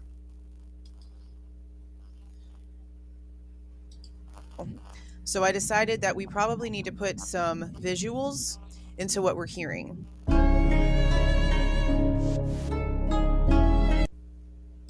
Turkey, when it came to the interview that he did with Kaylee's mother, Christy, regarding what she was told about what took place that morning before the 911 call was made. And she's claiming that this information was given to her by Hunter Johnson, which is not to be compared to or mistaken for Ethan's brother, Hunter. It's not. It's the best friend, Hunter Johnson. I have been thinking about this a lot. It's really been bothering me. So I went back and I found a 3D thing of the house. So we're going to look at that. And then we're also going to look at that while we are looking at what the PCA states, because there's a lot of people that have discrepancies on the information about where the bodies were actually found. And there's a couple of things about what these PCAs actually are that we probably need to discuss as well, because I think that people aren't understanding that there's a 4-hour difference between the 911 call being made with first responders showing up and when these detectives that wrote the PCA actually walked through the crime scene. So it's not impossible for things to look a little bit different whenever the detectives walk in than it did whenever, let's say, first responders got there. But let's just go ahead and get started with the layout and what we're hearing about Ethan. Okay, so I grabbed this off of Asget's TikTok. Most of you guys have seen this. These were populating all over. Dolphin, you're in here. This is the right one, right? I think it is. Over the place towards the beginning of the case, because this TikToker went in and made these fantastically detailed 3D models of the home to try to give us sort of an idea of what it would look like for the person to walk through in the amount of time that the PCA is telling us this person walked through the house doing these things. But I wanted to go back and look at it so that we can maybe put some visuals on this new information about Ethan possibly blocking the door. So let's go ahead and just watch this together. So yeah, that was the original placement. And then we found out Dylan was actually on the second floor. Okay. Yes. Okay. So right here. Okay. Xana's door opens up against a wall. So it doesn't fully open up like a 180. It only opens up at a 90-degree angle. Okay. Yeah. I can see if Ethan was up against this wall, that I could see how the door could only get opened a certain amount. And my biggest thing with that was the force that would have to be used. Like, I know a lot of people in the comments were like, well, if you got a door open and you saw the scene, you wouldn't open it up all the way either. Okay, yeah, obviously. But when we're hearing that they couldn't get the door open, so they had to call a guy over, and then that guy was still having issues getting the door open, in my mind, I've just visualized him putting as much force as he possibly could into the door, which to me would have meant that once he actually could have gotten it open, there would have been so much force used, it would have opened a lot more than just being able to peer through. But with this wall right here, if that's where Ethan was, which obviously that would have been the case, yeah, that actually makes a lot more sense now, honestly. Okay, let's just finish watching this. See, it shows Murphy right here, but this is literally only because the PCA states that on the body cam of the first responders is whenever the officers found out that there was a dog. Black Hawk, yeah, sounds like Payne and the detectives didn't want to drop what they had going on to rush there. Because the regular officers all got there within minutes. It did take them a bit, but one of them was out of town and had to drive back. That's what we had heard. Can I verify that for you? No, but that was in an article, gosh, way back in the beginning, I think. Dog inside of Kaylee's room. But I still question that so freaking much, man. But the dog would have been reacting a certain way, okay? And there's some other things that people have mentioned about the smell, and yeah, I should have actually thought about this. It's a great, great point. That if they really, and this is just based off of what we're being told, okay? I don't need anyone to think that this is my actual opinion about what happened here, because if you've been paying attention to me at all, you'd already know what my opinion is here for the most part. So this is me going based off of what we're being told right now. If at some point they really did go back to sleep, and they actually were asleep the entire time, until the whole 911 situation happened, not only were these doors seemingly closed, which would have stopped any smells of blood and any bodily fluids that did come out from kind of seeping all over the house as fast as you would think with 4 people, but senses do adapt. That is very true. So if they really were asleep for 8 hours after the incident, while they were asleep, their bodies would have already become accustomed to what's going on. So while it might have been a little bit more prevalent as they walked towards the doors, it wouldn't have been something that they would have opened their eyes and instantly realized, because their bodies would have gotten used to it. But Hunter J, for sure, and whoever else was there during that situation would have been hit in the face with it. That's the difference there. And I still say with whoever else was there, whoever else showed up with Hunter. I went back to the original 4 press conferences that are on the Moscow PD's website itself. And I believe it was in the second one that they posted. They made it really, really clear that the 911 call was made from inside the residence from one of the survivors' phones, and that the dispatcher spoke to multiple people who were already on the scene. So multiple people were on the call. Multiple people were on the scene. Multiple people showed up with Hunter J. Or Hunter isn't the only one that the girls actually reached out to. They reached out to multiple people because the police have told us they summoned friends, plural, more than one. And the only reiteration of the story that we're getting is all about Hunter J only. And I just don't believe that that's the case. Not from the cops' own mouths. It's just not the case. Okay, so now we're going to take that little video and we're going to compare it to the verbiage in the PCA. But I do want to remind everyone again that this is written by the accounts of detectives that showed up 4 hours after the 911 call. And we also need to remember that we have been told that EMS was not allowed inside. And the only way for that to be a valid response is if the first responders had assessed the scene well enough to know that there is nothing medically that could be done for what had happened. And in my opinion, because I don't know, but in my opinion, that would mean that the door to Xana's room would have had to have been opened in some way in order for the first responders to have gotten inside and assessed both Ethan and Xana. Because someone can look like they're gone, but then they still have a pulse, even though you can't tell. So those things would have had to have been assessed. Now, I know this is supposed to be 8 hours after the incident, so there would have been definite things that the body would look like at that far into the entire process. But still, they have to truly, truly determine that. And I know that there's been a rumor about Ethan's pulse being checked by Hunter J. I just got a notification, guys, that Brian Kohberger's got a hearing in 2 days. What? Yep, on my Vine. Motion hearing for Brian Kohberger. Did he get the Frank's motion hearing? Okay, okay, we'll check that out in just a minute. Okay. Kind of doubt that that was the case, but there is one instance where I could see that being a possibility. We have heard on 911 calls that we've listened to that the dispatcher will ask the person making the 911 call to render aid of some sort. They'll ask for the pulse to be checked. They'll ask for CPR to be attempted. So there is a possibility that with this call going out as an unconscious person and the dispatcher not really being able to coherently tell how serious the situation was based on that unconscious person thing not matching the situation really, it's very possible that Hunter J was asked to do so. But that would also tell us that the door was open enough for him to have gone inside in order to do that. So I don't know. That's something that there's some questions about. But okay, see that is the story that we were all told, we had all heard. And that is in direct dispute as to what Forensic Frenzy was trying to say and what Ann Taylor was trying to say in court. That was the whole point of the roommates calling Hunter over, was they couldn't get into the bedroom. And then Hunter himself had an issue getting into the bedroom. So again, when were all of the doors opened? You know what I mean? So you can come in here and tell me all day long, Ann, that all the doors were open.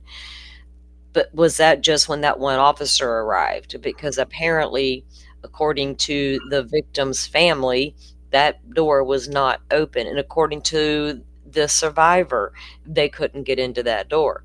And all that communication should be on the cell phones as well, you know, and with each other corroborating their statements. Yes, Dylan called me. Yes, I couldn't get the door open.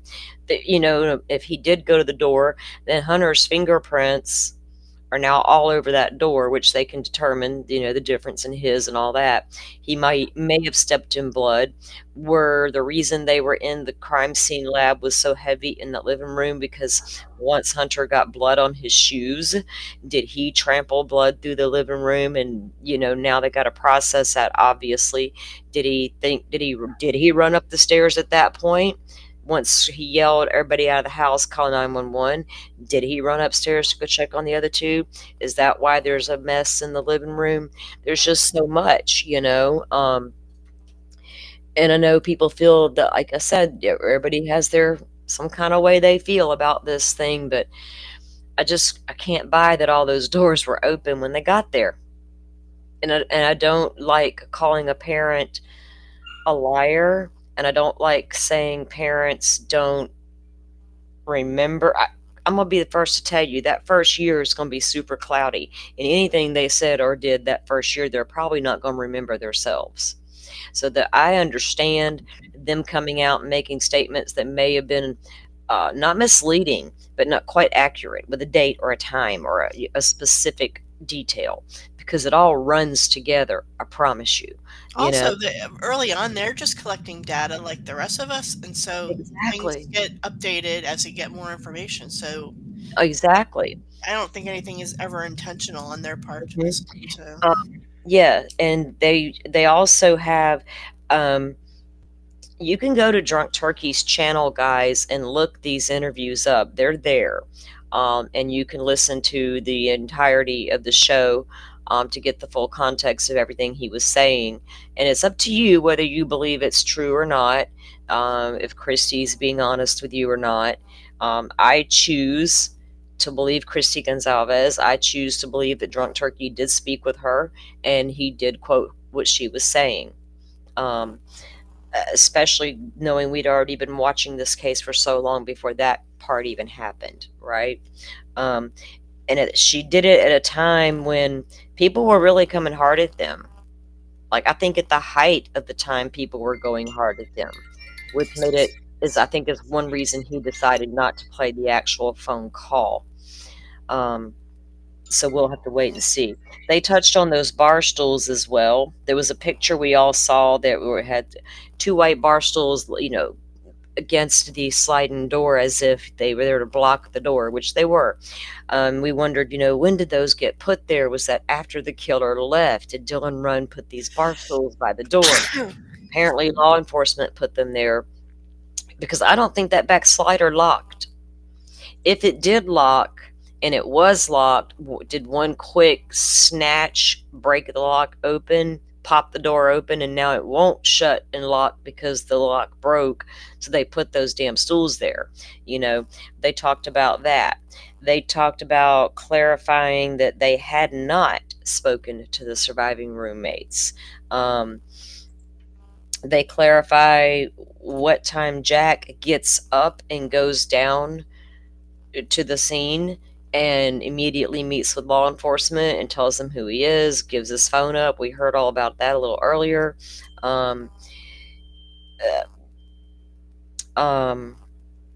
that's basically most of the stuff that I really wanted to touch on, because everything we were told in that live on Sunday goes absolutely against the stuff we're being told by the family. And I honestly just didn't feel, I'm not trying, if we can, anytime we can just debunk or talk about stuff that's contradictory, that's fine and well, but there's a big difference between berating and having a debate. And I just, again, if that's the way she felt, then I apologize for that, but I honestly don't think that's what happened. And the team seems to agree that we don't feel we did that, so it wasn't about that. I'm looking at chat, getting caught up.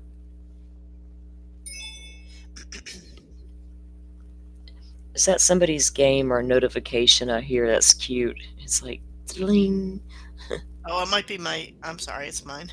No, you're good. You're good. Let me I don't even hear it anymore. It's one of those things. Yeah, exactly. Let me go see if we got a new filing real quick, guys, to go along with this notification that I got. This morning I checked and there wasn't anything on the case summary, new or in a filing. But I just got the Vine alert on that, so. Very curious about this. I know. And if it's an open hearing, of course it's not going to be open. Well, it should be. If they are unsealing some of the Frank's Motion materials, or at least the exhibits list and different things, I don't know. I don't know if that's going to be. I don't know. It's interesting to find out, wouldn't it, if it will be closed or not? And we still haven't got our transcripts from the closed hearing yet, and I am waiting on those because we are definitely doing a show on that with some sort of reading we're going to attempt to put together. Okay, I'm on the case summary. It takes you a year to scroll down. Wait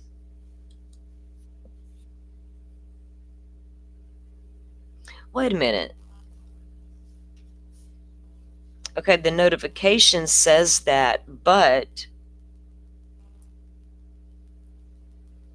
that's wrong because that one was vacated. Yeah, motion to suppress was vacated, and that was supposed to be held in judge's courtroom. Does Vine not update when they switch an inmate to a new? That's what the whole point of Vine is, not just to keep up with their court dates, but it lets people know when they have been transferred to other jails. Well, that's been a long time. I know. I'm gonna unsubscribe to that mess. You're gonna be feeding me bad information. I was like, that was this like September. That was September he was transferred. Yeah, look, a pop-up notification. We got a this or that. But let me, yeah, I didn't see anything new on the docket this morning that had went down, except yesterday there did come out a new order to unseal. See, my video the other day, I named it, "Is this the beginning of the Great Unsealing?" In Idaho. I hope so. Yeah, when we're getting these transcripts now of a closed hearing, we're getting this other stuff. So this is order unsealing stipulated motions. Let me pull this up for you guys. And it names 2 specific items, and I'll show you what those are. I have those saved.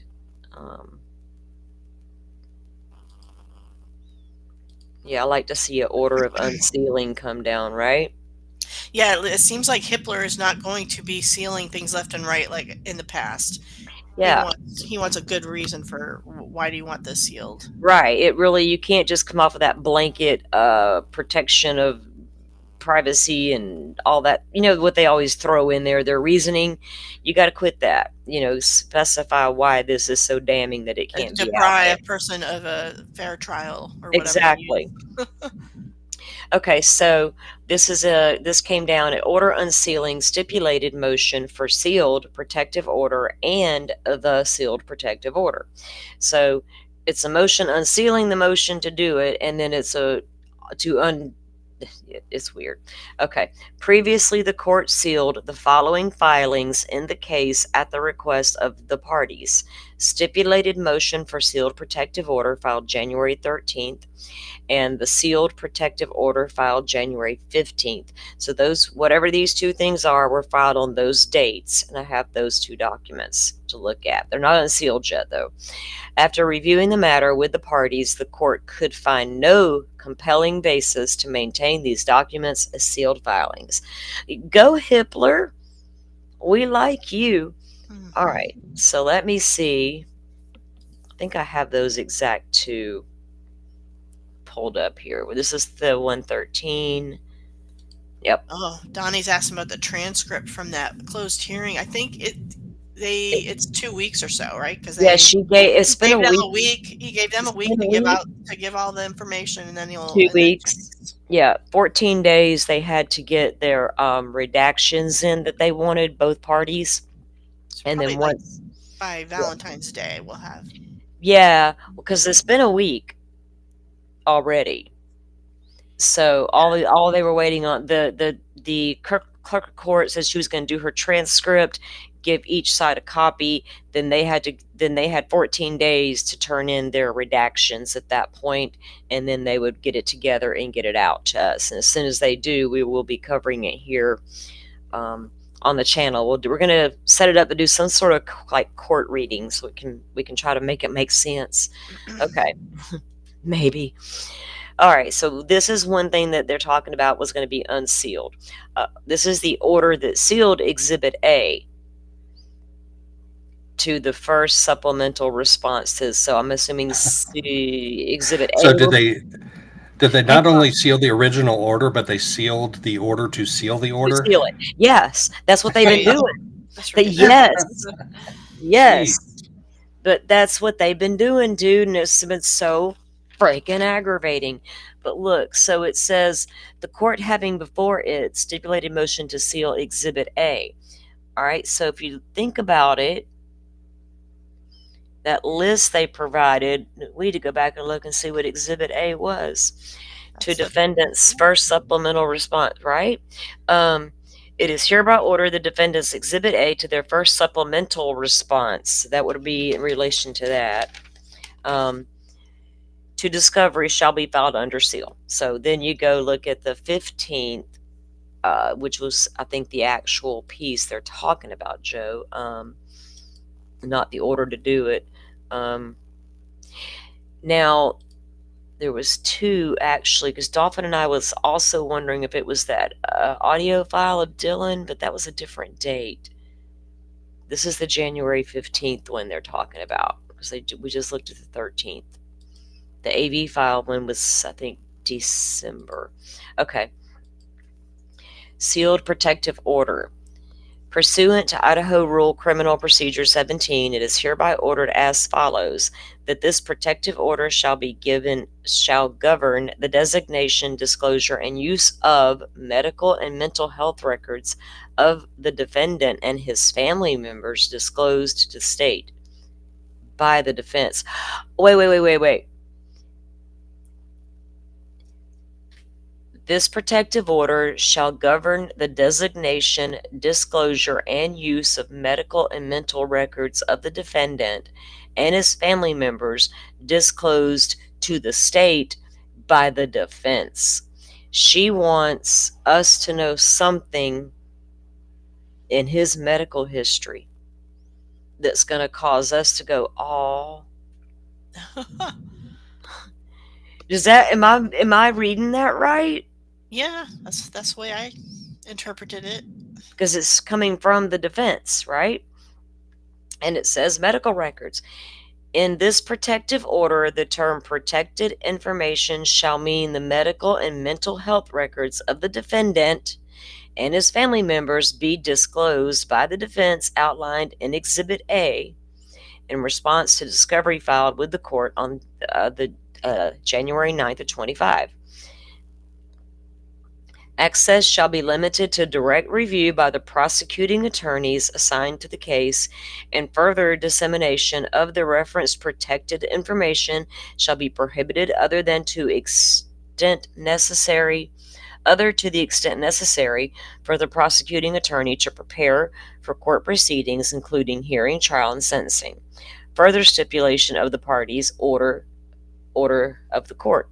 Okay, number 4, the referenced protective information shall not be talked about or in any specifics given during court proceedings, including hearings, trials, sentencing, unless specifically agreed upon by the parties or permitted by the court. That's Okay, well, I guess they've decided they can talk about it. The prosecuting attorneys. Let me blow this up. Okay. Wait, it says shall not be talked about. So why are you Yes. opening it up? But now we can, apparently. Okay. I mean, that's weird, isn't it? That is totally weird.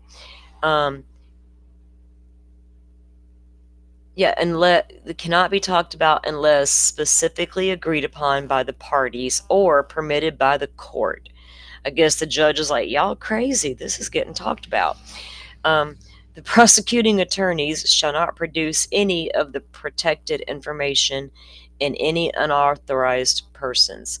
It shall be the duty and responsibility of the assigned prosecuting attorney to ensure that the documents or things containing protective information subject to their control shall at all times be kept in a safe and secure fashion. That's Delphi vibes right there. To ensure that such information is not disclosed or made accessible to persons other than those specifically authorized. I don't blame them for putting that in there, damn it. We saw what that kind of messery can do over there with the Delphi case. Somebody could sneak into your office and take some pictures. Protected information and under protective order. The assigned prosecuting attorneys shall be directly responsible to the court for fulfilling this responsibility. The inadvertent or unintended disclosure, including those persons authorized to view the information of protective information, shall not be deemed a waiver in whole or in part of a subsequent claim of protection under this protective order, either as to the specific information disclosed or as to any other such information, provided that the inadvertent and unattended disclosure is promptly identified by the assigned prosecuting attorney. Blah, blah, blah, blah, blah, blah, blah, blah, blah, blah. Lori. So yeah, do we think that it referred to the 13th and 15th documents that were sealed, and these are those two documents on these dates that I could see in the filings. So I'm assuming that it is pertaining to that. We'll have to wait and see, but it makes sense to me. What was Exhibit A? Well, I don't even know if that was listed in the Frank's motion. Isn't Exhibit A what we thought was the PCA? Remember that time me and you would sit there and go, and what is Exhibit A or attachment? Was it Attachment A or Exhibit A? Oh, well, I'm not. Remember, we did that. We did that for so long. Like every time we turned around, there was a new A, and we're like, "What is going on?" And she and I sat literally for hours before trying to figure out what that exhibit or attachment was. Maybe that's got something to do with it. We'll have to go back to our old days of jumping into the deep end and seeing. But I don't know. Let me see if I have that exact one pulled up. Unsealing. In Delphi at the 3-day hearings, July 30th, 31, August 1. I was just at the August 1st, but that hearing, the defense was using alphabetic numbers for their exhibits and the state was using numerics. And by the time the defense got done with their case, they were up to like QQQ or SSS or PPT. Right. No, they had a hearing over in Ada County when they first did it, or no, was it still Latah? And Ann was saying the numbers. It was PPP, or PP, or it was PP, and the judge about lost it. He's like, PP, not like making sure it wouldn't be, and she's like, yes, sir, P. And I'm like, oh my God, y'all. P1, P2, P3, P4 may sound better than PP. I don't know. Yeah. My favorite exhibit was Triple D. Okay. I'm going to pull up this order to see if it was in there. Let's see. Okay, here's the notice. Okay. We're going to do it right at 2 hours. Joe, is that what she said? He'll say that from time to time. He will. Okay, let me pull up this list and we'll see if we can see if it's on here. If it's not going to be used in any of the motion hearings coming up, it won't be listed, whatever this exhibit medical record stuff is. D. These are all Exhibit D's. D's. I'm going to see D's all day, Joe. Defendant's Exhibit A is a lab report. Now, are we talking, is that a different? Exhibit A, or did it say? It says Defendant's Exhibit A. Okay. Can you see that very well? Yeah. Okay. So I don't know if that's the same document they're talking about in Exhibit A about the medical records. That's weird. Unless there's something in a lab report that shows he's got a medical condition like autoimmune. But why would you? Autoimmune ain't no reason to get away with murdering people. If that was the case, I could do it and get away with it. Like if those Tappa Talks were any indication, something's going on in there. I know. We need to deep dive. Okay, see, Defendant's Exhibit A is different listed here. This is this refers to a case. So I bet it's like motions hearings Exhibit A for this particular thing. Maybe they have Exhibit A listed multiple times, but under different. That would get confusing to the court. Like the judge wants stickers on everything. I'd be like, dude. But from what we read, though, a minute ago, it was about a 15th filing, and we read the filing on the 15th, and it just clearly said it was turned over from the defense to the prosecution and contains medical information on Koberger and his family. Mm-hmm. So until I know otherwise, I'm going to say that's what it's about. I don't know if you guys agree or not, but if you have any other thoughts, I am open to hearing them for sure. Unfortunately, I'm clueless. Like, there's just, like you said, so many Exhibit A's. Yeah, really, really are. Let me catch up with the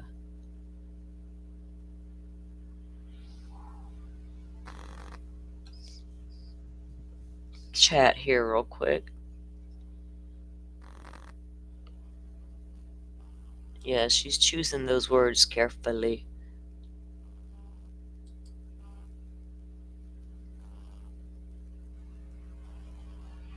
Okay, so let me look at something real quick and come here. And one more thing I do want to say about something. If y'all, I know there was always tons of talk about the DoorDash driver out there, and I'm not going to go into too much of that, but I do want to say one thing. Yes, DoorDash provides what they call a Twilio number. It is assigned to your DoorDash account as if you're a driver. You personally have no access to that number. You don't know what it is. You can't call that Twilio number. I can't pick up the phone and grab my Twilio number and use it willy-nilly. Doesn't work like that. It's a third party that helps maintain the phone calls. So when a customer would call me to say, hey, can you grab this or that, an extra whatever, I'm not seeing their actual phone number for privacy. It's coming up DoorDash. That's handled through Twilio. When I have to call my customer, back when I was DoorDashing still, when I had to call them, they don't have what you want, blah, blah, blah, blah, blah, blah. It would show DoorDash calling them, not my number calling them for privacy.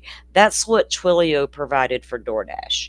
So it's not like I can sneak in there, get my Twilio number out, use it to make nefarious phone calls with.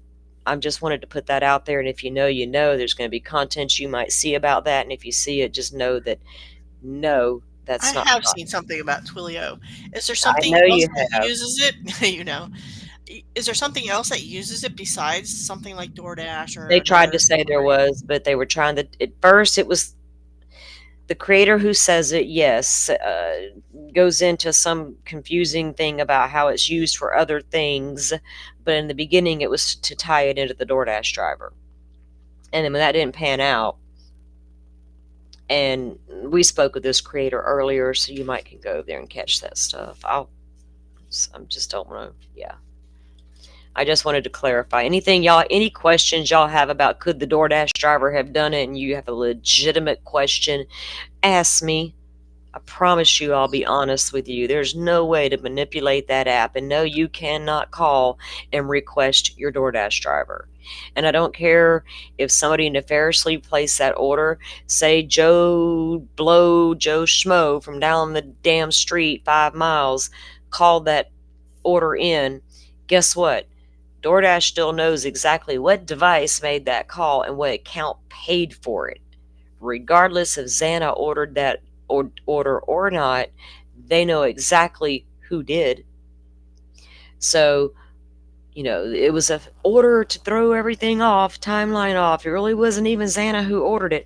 Well, they know who ordered it by now. Remember, I was there was gonna that say big, they know who the driver is and everything by now, and they've been they cleared. know The there's question already is, the DoorDash what warrant did they out see? there. If they were there around 4 o'clock, Yeah. what did they see? That's what I want to know. Exactly. The most important information that DoorDash warrant is going to provide to them is the exact time that driver confirmed that drop off, right?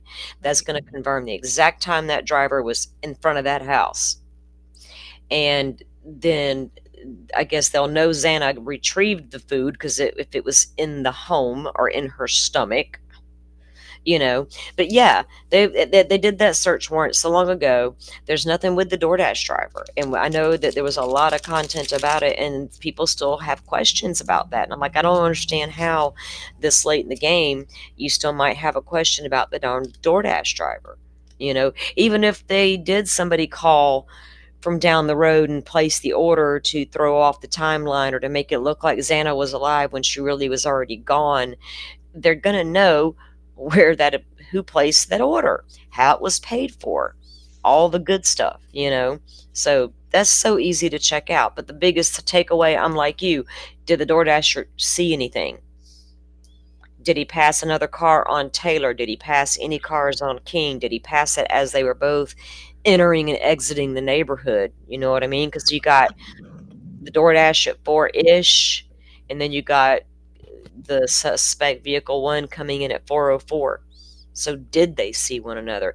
Did he see a car, didn't realize that car had just pulled out of that driveway and decide I better keep going all the way back behind Queen Road, turn around and go back? Now that car's gone. See how that works? Or could work? Yeah. Dolphin must have got busy. She was supposed to join us. And thank you, Dolphin, for all your hard work with me last night, helping me put together some ideas and helping me get some information this morning, last minute. As always, it's a pleasure working with. I have a great team, guys. Joe, Dolphin, Firefly, and Danger. He's not here as much as he would like to be here because he works crazy hours, and we cannot go without recognizing Forrest. I mean, come on. Would we even have a show if it wasn't for Forrest? All right. Let me see if there was anything in particular I wanted to show you guys again that I had lined up.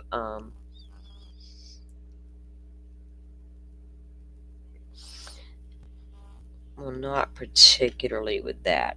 There is more stuff I do want to get into with the Koberger stuff, that just like start deep diving the case and some of the search warrants. And Dolphin and I have had an idea for a show we were going to put together as Idaho 4 related. We got 6 months before this trial kicks off, if it kicks off on time. We're going to have we're waiting on decisions to come down now on motions to suppress, Frank's hearings. We're going to have status conferences coming up. It's going to kick into high gear. So we'll be bringing you the hearings. We're going to try to stick to facts as best we can from these documents. Of course, we're going to discuss our thoughts and theories on it. If we can help you get through something you've heard, I don't mind y'all asking questions. And if we know an answer, we'll be glad to, share it. If you got something you want us to look at, bring it, but as long as it's not crazy, we're all good. This case was polarizing, to say the least, and there's just been so much out there about it that I need you to, Pokemon, can you email me saltysleuth@gmail.com? But yeah, I appreciate all you guys coming in. But we wanted to start doing our deeper dive into the case and getting everybody caught up and abreast from, like the beginning to where we are now, and different things that have happened. So we've kind of went through a lot of different things, but there will be things that come up to address as they come about. And after this morning, I'm done with that conversation we had to have earlier, and now it's time to get into more of the deeper dive of the situation, and follow these hearings closely, and see what comes of these rulings. Let's see.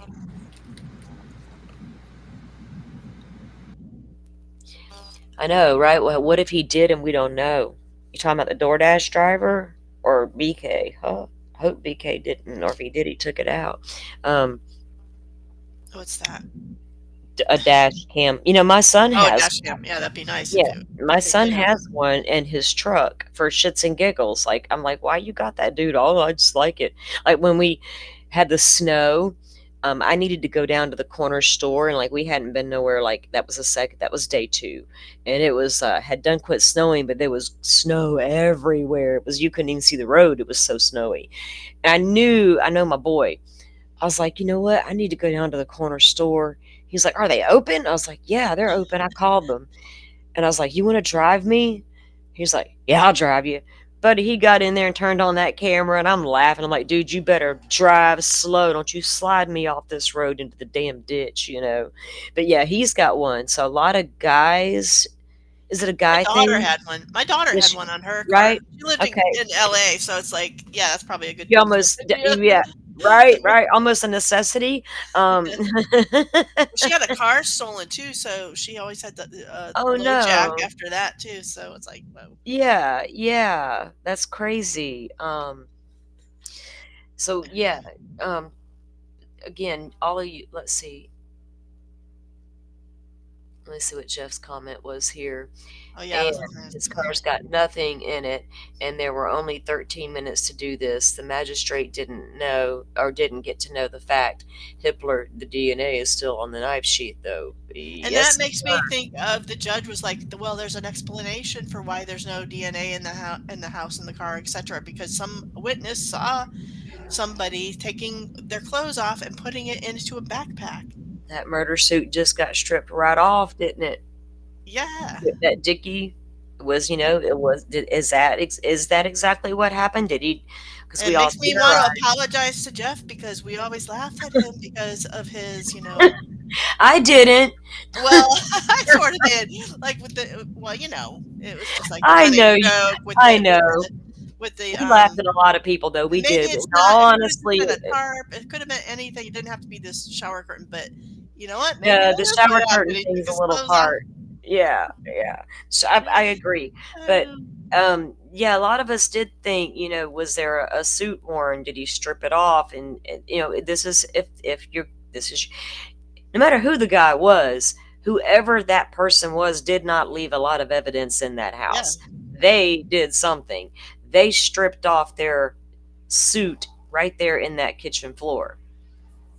Did they shower too? Didn't somebody talk about? Is that just a rumor? That's a rumor that there was a shower. There was never. I mean, they take drains apart now. Yeah, that's true.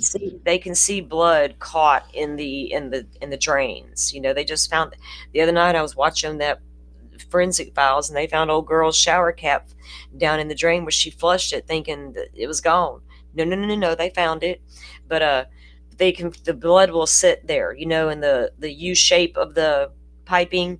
Blood can sit right there. So if there was a shower, a cleanup, anything, they looked. But at the very least, I couldn't believe the judge was like, oh yeah, didn't a witness see somebody disrobing? I'm like, oh my gosh. That's what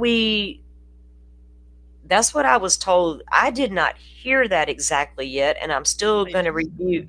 No, we got to find that clip right where he said that, because if I totally missed that part, and I do need to find that part. I'm still writing down really good timestamps from that. It was right after where she started her little speech where, well, there's no evidence of DNA in his car and his apartment, etc. And he's like, isn't there a reason for that though? Like, or couldn't there be an explanation for that? The plan was, no. I was going to go over some of that stuff, and then this other stuff. Definitely, I'll have to look for it. But yeah, because the next time we go live, that's what I do want to talk about, is some of the stuff that was said in the hearing, because it's important stuff. So I'm still doing my review of that, but I will finish that today. Joe, are you going live tomorrow by any chance, or in the morning? I've got a couple of things to talk about. I got my FOIA responses back from Nick McClelland and from the FBI, and my Delphi FOIA requests. I shared those on Twitter, but we can go over them briefly in the morning. We'll go back to my original FOIA request from Nick that's been struck down once and now twice. Damn it, Nick. Yeah. New name. Instead of Slick Nick, he's Strike Down Nick. Right.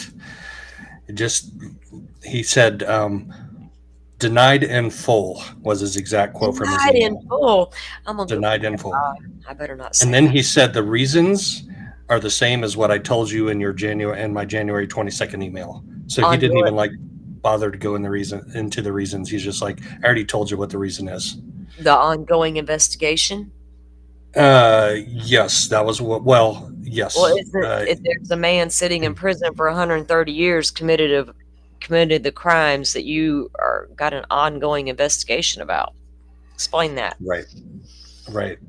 You got your guy. Remember, you put him in prison for 130 years and you wanted everybody to know about it, but it's still an ongoing investigation. And that was exactly when he denied it the first time, I sent it back, and he denied it on the grounds of like 4 or 5 different things. One of those was ongoing investigation. One of those was your request is not specific enough. So I made my request more specific. And I also said in that email, your suspect, who you say was the sole suspect, has been arrested, tried, convicted, and sentenced. There should be no ongoing investigation. And he didn't even address that. He didn't bother to address it. He just said, I done told you why. You're just going to have to live with it, boy. Boy, I tell you, boy, bring yourself back to Indiana. Go, Joe, go to Indiana and call him up and see if he wants to go to lunch. Here's the thing. I didn't from YouTube or wait. No.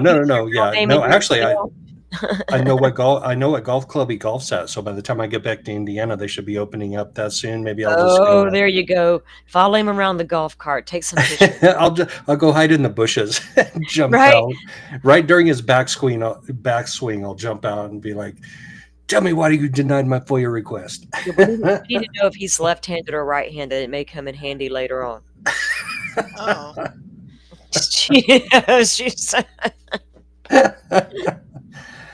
But then we've also seen in the news last week a professional football player who's been accused of inappropriate activity at massage parlors. And it just so happens massage parlors, when they gonna learn? I don't know. So we're going to go over that. We're going to go over, just hit on the Deshaun Watson case, just hit on Justin Tucker's case. Robert Kraft was caught at a massage parlor down in Florida, and somehow those videos got destroyed of Robert Kraft, who's the owner of the New England Patriots. Florida, something got destroyed? Yeah. We got friends in high places or low places. Right. But so here's the thing. Lafayette, Indiana is a small town. I mean, relatively, yes, to people in Delphi, it's big. To people in Brookston, it's big. To people in Frankfort, it's big. But, I mean, there aren't a whole lot of massage parlor busts that go on in Lafayette, Indiana. It's not like L.A. or New York or Chicago. But there was one last week where when they served search warrants on these people's houses, they found gold bars of these guys that they busted. And they busted them for human trafficking as well as the whole massage parlor thing. So... I got those. I submitted requests for those probable cause affidavits. They emailed them to me yesterday. So we'll go over those because there's some interesting tidbits in there that are kind of like relevant to the news today. Yeah. And sometime in the near future, I have a special guest coming on to talk about the Lori Vallow Daybell case. I'm excited about that one. I really am. So I'm not going to spill the beans or anything, but that's going to be a nice show, to an educational, at the same time. And Yeah. We're going to want to bring everybody up to speed because her trial starts the end of March, and that's going to come pretty fast, and it's going to be a circus. It's going to be a circus. Her representing herself is just nuts. Yeah. Tom, we've seen those photos. Isn't that horrific? And you're right about what you can see on those photos. I've got the photos as well. I've not shown them on a YouTube stream yet. Actually, you know what? My phone's like a little mini computer, and most of my files are on the phone. I've gotten so much better about saving them to the computer, especially stuff we're going to be presenting during the lives. That's all on the PC. But I got photos of the house, inside the house, all kind of stuff that I need to actually send over to the PC. So when we are talking about certain things, I can just grab a photo and show you guys, because a lot of people haven't seen a lot of the things that most of us have seen, and I don't want them to be confused as to what we're talking about. But what he's referring to, guys, if you don't know, for some reason, when they cleaned out the home, they took their personal belongings and put them into these U-Haul to drive away. But as far as evidence collection, they were bagging all that and bringing it out. But when they brought the mattresses out, they literally had backed up their F-150 looking pickup trucks. I don't know what, I'm just saying, I don't know what kind they were. They backed up their pickup trucks, put these mattresses on the back, and then they were covered that you could see through that covering as to the staining on the mattresses and how bad it really was.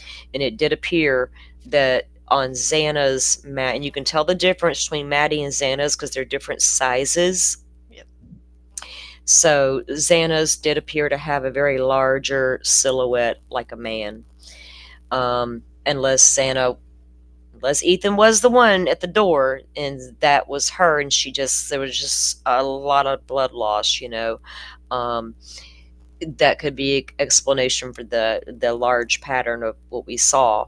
And then of course Maddie's was saturated across the top third, which leads me to believe my theory of her going first and quickly was probably what happened, and Kaylee was second because everything was so different with their wounds. It's horrific what happened to these kids. Nobody deserves to be done that way. People, don't victimize the victims and don't say they're that lifestyle this and she this, like, Rick Sherman's victims were sex workers. So what? These kids didn't deserve to have some person, whoever he or she may be, walk into their home and do this to them and then get away with it. That's what we can't have happen. But all right, guys, well, I'm going to let you go for today. I appreciate you joining me, and just wanted to clarify some of that stuff this morning, that because I like I said, I'm not trying to have beefs with anybody and argue with them, but don't come out and put something out as if it was meant a certain way that it wasn't, because it wasn't like that. And if any of you felt we came off berating her, then I'm sorry that anybody felt that way, but that's not what that was meant to be. So, but again, a lot of it's just trying to debunk stuff we've heard or people have heard. And you guys have any questions, always drop them in, and we'll try to get them answered. Ellie said what? That Xana did by examining, did what? Or what did I miss? Part of that conversation? I missed it too. Ellie said Xana did by examining her phone. She got her DoorDash delivery at 4-ish in the morning, and she apparently had uploaded to TikTok at 4:12. So yeah, I don't know exactly what you're talking about. Maybe I missed one of your comments, Tom. I will look up real quick and see if I missed something. Okay, all right, guys. Well, I'm gonna go. And Pokemon, again, if you can, send me an email, please, at saltysleuth@gmail.com. Thanks for being here, everyone. Donnie, Forrest, Tom, Jeff, Firefly, and Joe and everybody in chat. Pokemon, thanks for coming back in. We appreciate you guys. And Joe will be live again in the morning. We need to get Joe's link in here in case you guys don't have it. Yeah, Forrest dropped it a little bit ago. Did he? Okay. Yep. What, Jeff? Never forget the foundation. In the bathtub. Like her last post, I think, in TikTok. Firefly, remember the day the night we were in the Discord and we had the 3D model pulled up, me, you, and Danger, and we all said, "Okay, let's do this." I've explained this before? I think one time. Oh, how we went in through the back door, went upstairs, and yep. So what we did was our own little, very layman experimental thing.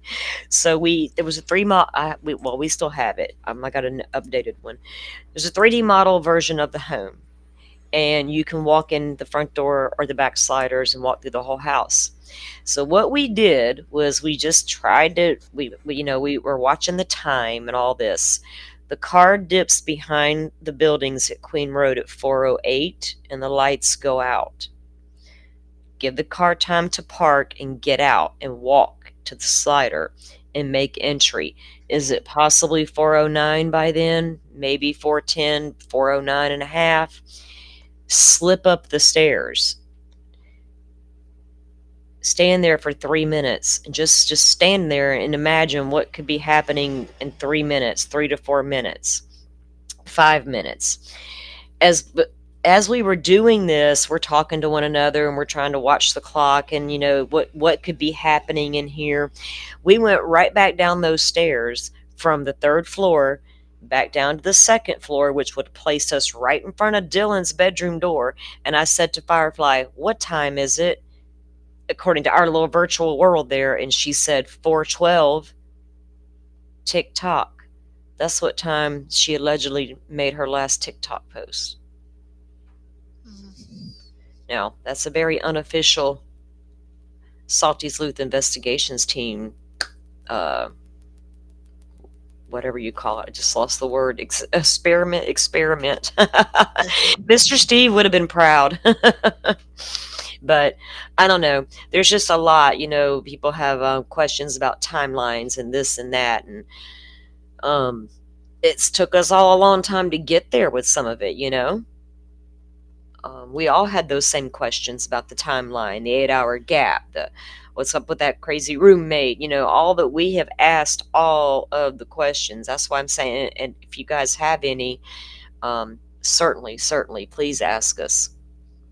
Yeah, because 13 minutes or whatever doesn't seem like enough time when you just talk about it. But when you go through the motions, like you said, we did go to the house, go upstairs, and imagine how long it would take, and then it's plenty of time, really. It really is. So it really was, especially if things began to happen quickly once you had to deal with Kaylee. And then if that was not supposed to even happen, and you really now need to get out of there, and you're scurrying down those stairs, and boom, there's another person you got to contend with, and then boom, another. All that can take place pretty quickly. It really can. Even challenge yourself. Stand there and just set a timer for 10 minutes and stand perfectly still and see just how long that 10 minutes really feels like. Because in our fast-paced world, we're all like, 10 minutes ain't nothing. But if you sit still for 10 solid minutes, you realize how long it is. I'm not saying that he had plenty of time. I'm not trying to convince you guys. I'm just saying be open-minded to it. I never bought into one creator telling me, "Oh, that's not enough time." How do you know? Have you ever done that before or attempted it? Do you not know how quickly things can happen when shit's escalating? I mean, I don't know. I think about a lot of different things. I'll contradict myself. I'll challenge my own damn theories. Well, yeah, because when you walk through things in your mind or whatever, or play it out in your mind, that's why you change your opinion. Sometimes you're like, okay, well, maybe, This could have happened in 15 minutes or less. And exactly, and that's why I think we're so far ahead of the game in some aspects, because we've been doing this for 2 years, a year and a half, Yep. and we've managed to work through a lot of it, but that's fine, because that means we know a lot of stuff and we know both sides of it, and if we can help people get there, and then they can make up their own minds. Like I said, I can only bring you the information we do know and what we've heard and tell you what we think, and then people can make up their own minds. And that's really, to me, what it's all about. I think people put too much stock in what a creator tells them, like Bullhorn Betty's bullshit. Using fake pictures from another case. And if a creator ever shows you a blurry picture and tries to convince you that it is something, know right then they're full of shit. And I'm not even going to mention names, but remember the one that took a video, a still from a movie, and tried to say it was something from this crime scene. It's like, give me a break. Yes, That's ridiculous. And you remember Salty, you remember the one from Delphi where who sent it to you and said, "Oh, this is a secret picture of somebody hiding in the woods." Yeah. Well, that was an altered picture. That was like an AI generated picture. What I'm talking about, and I can pull up examples. There's this one particular TikTok account. All they would do was post a photo, just like we saw Bullhorn Betty do earlier, of a blurry freaking image, and attempt to tell people what that blurry ass image is. You don't know how many of those we saw in this Idaho 4 case. This is proof. There's Xana lying on the bed, already unalived. There's a photograph of it, and it was a blurred picture.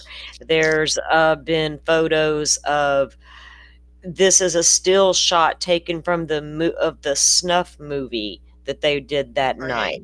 I mean, it's, you name it, we've seen it in Idaho 4. That's why when I started really getting into the Delphi, because I got so fed up with this case and nothing new was happening legally in the case, and I was jumping into Delphi because I could see all the problems Rick Allen was having. But again, this to me is not about, it was just about rights at that point. I saw a lot of things happening in that case that just didn't make any sense. So I really started to look at it. And the more I did, the more I was like, wow. And in this case, because there is starting a movement as far as the legalities go and getting somewhere with the case. But we've seen it all. And I've seen way worse in Idaho than I ever saw in Delphi. I saw some messy creators in Delphi. I saw some messy stuff going on and some threats. But I have seen that already happened in Idaho before it ever happened in Delphi. Yep. And I'm telling you, Ann Taylor was watching some of the shit going down in Delphi. What's working for that defense in Delphi and what's not, as far as what the public knows and doesn't know. Change of venue, all these, there's different things I have gauged, and wondering, is she watching what they're doing in Delphi right now? She better be on her hands and knees at night going, oh, thank you, God, I ain't got Judge Gull, So, yeah, court, because no matter what our theories and all are, what's going to come down to is that damn evidence in court, right? Either it's going to be there or it's not. All right, guys. Again, I appreciate you coming. Well, Joe gets his live set up and out there in the universe for us. Everybody can hit that notify button and take a listen in the morning and show some love over there. If you don't mind, give us a like on your way out if you haven't done so yet. We'd appreciate it. The channel is still growing. We've got some more members, and Forrest has gifted memberships, and I've not forgotten about our Rex Foreman deep dive. I need to fit it in. Thinking about what day. You guys let me know on the membership page what day. Y'all know I do the Sunday show, and during the week I've been streaming every other day. I might do a tomorrow afternoon stream, but if you want it at night, let me know. I'm okay with that as well. We can make it a nighttime stream. Just I want to accommodate you guys for the members only stuff. So I'll make a post over there and put a little poll out, and if you guys don't mind, answer it so we all know what we're doing here. Again, Joe, Firefly, thanks for coming up. Dolphin, I'm sure you're lurking in the background. You're probably having a raid probably came up. Firefly, you know what I mean? Yep. She's probably listening. Yes, thank you.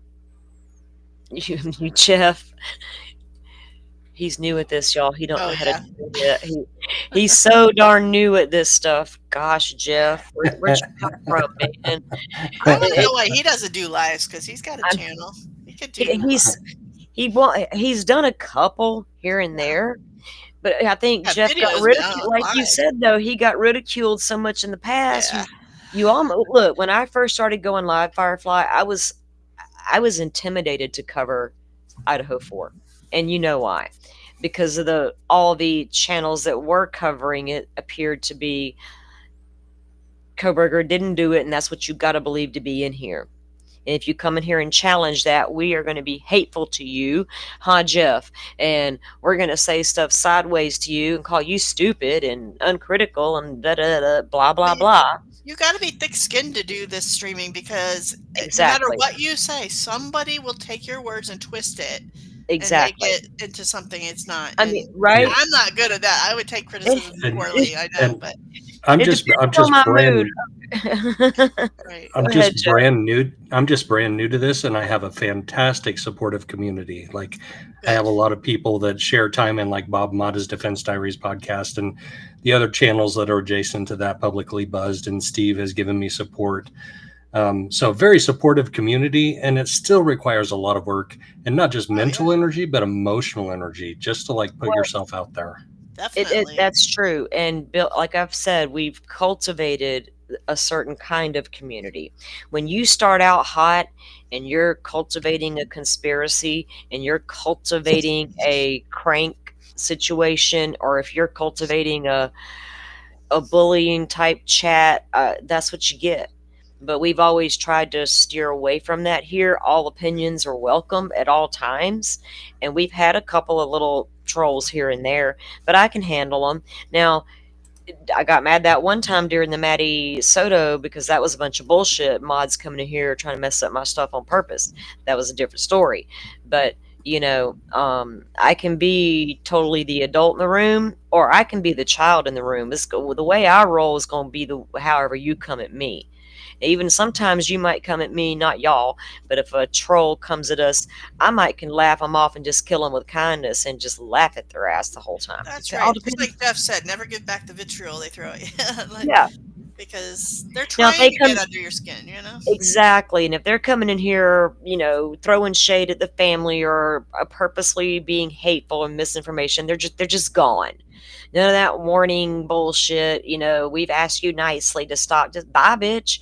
But otherwise, you know, I can scroll past you and ignore you and just don't get sideways with my community. Like Joe said, we have a great community and we like what we're cultivating here, and we love the community because they are respectful and kind and they have great opinions. You know, they put a lot of thought into what they're saying. Even if they don't agree with us, they're still got good points, you know?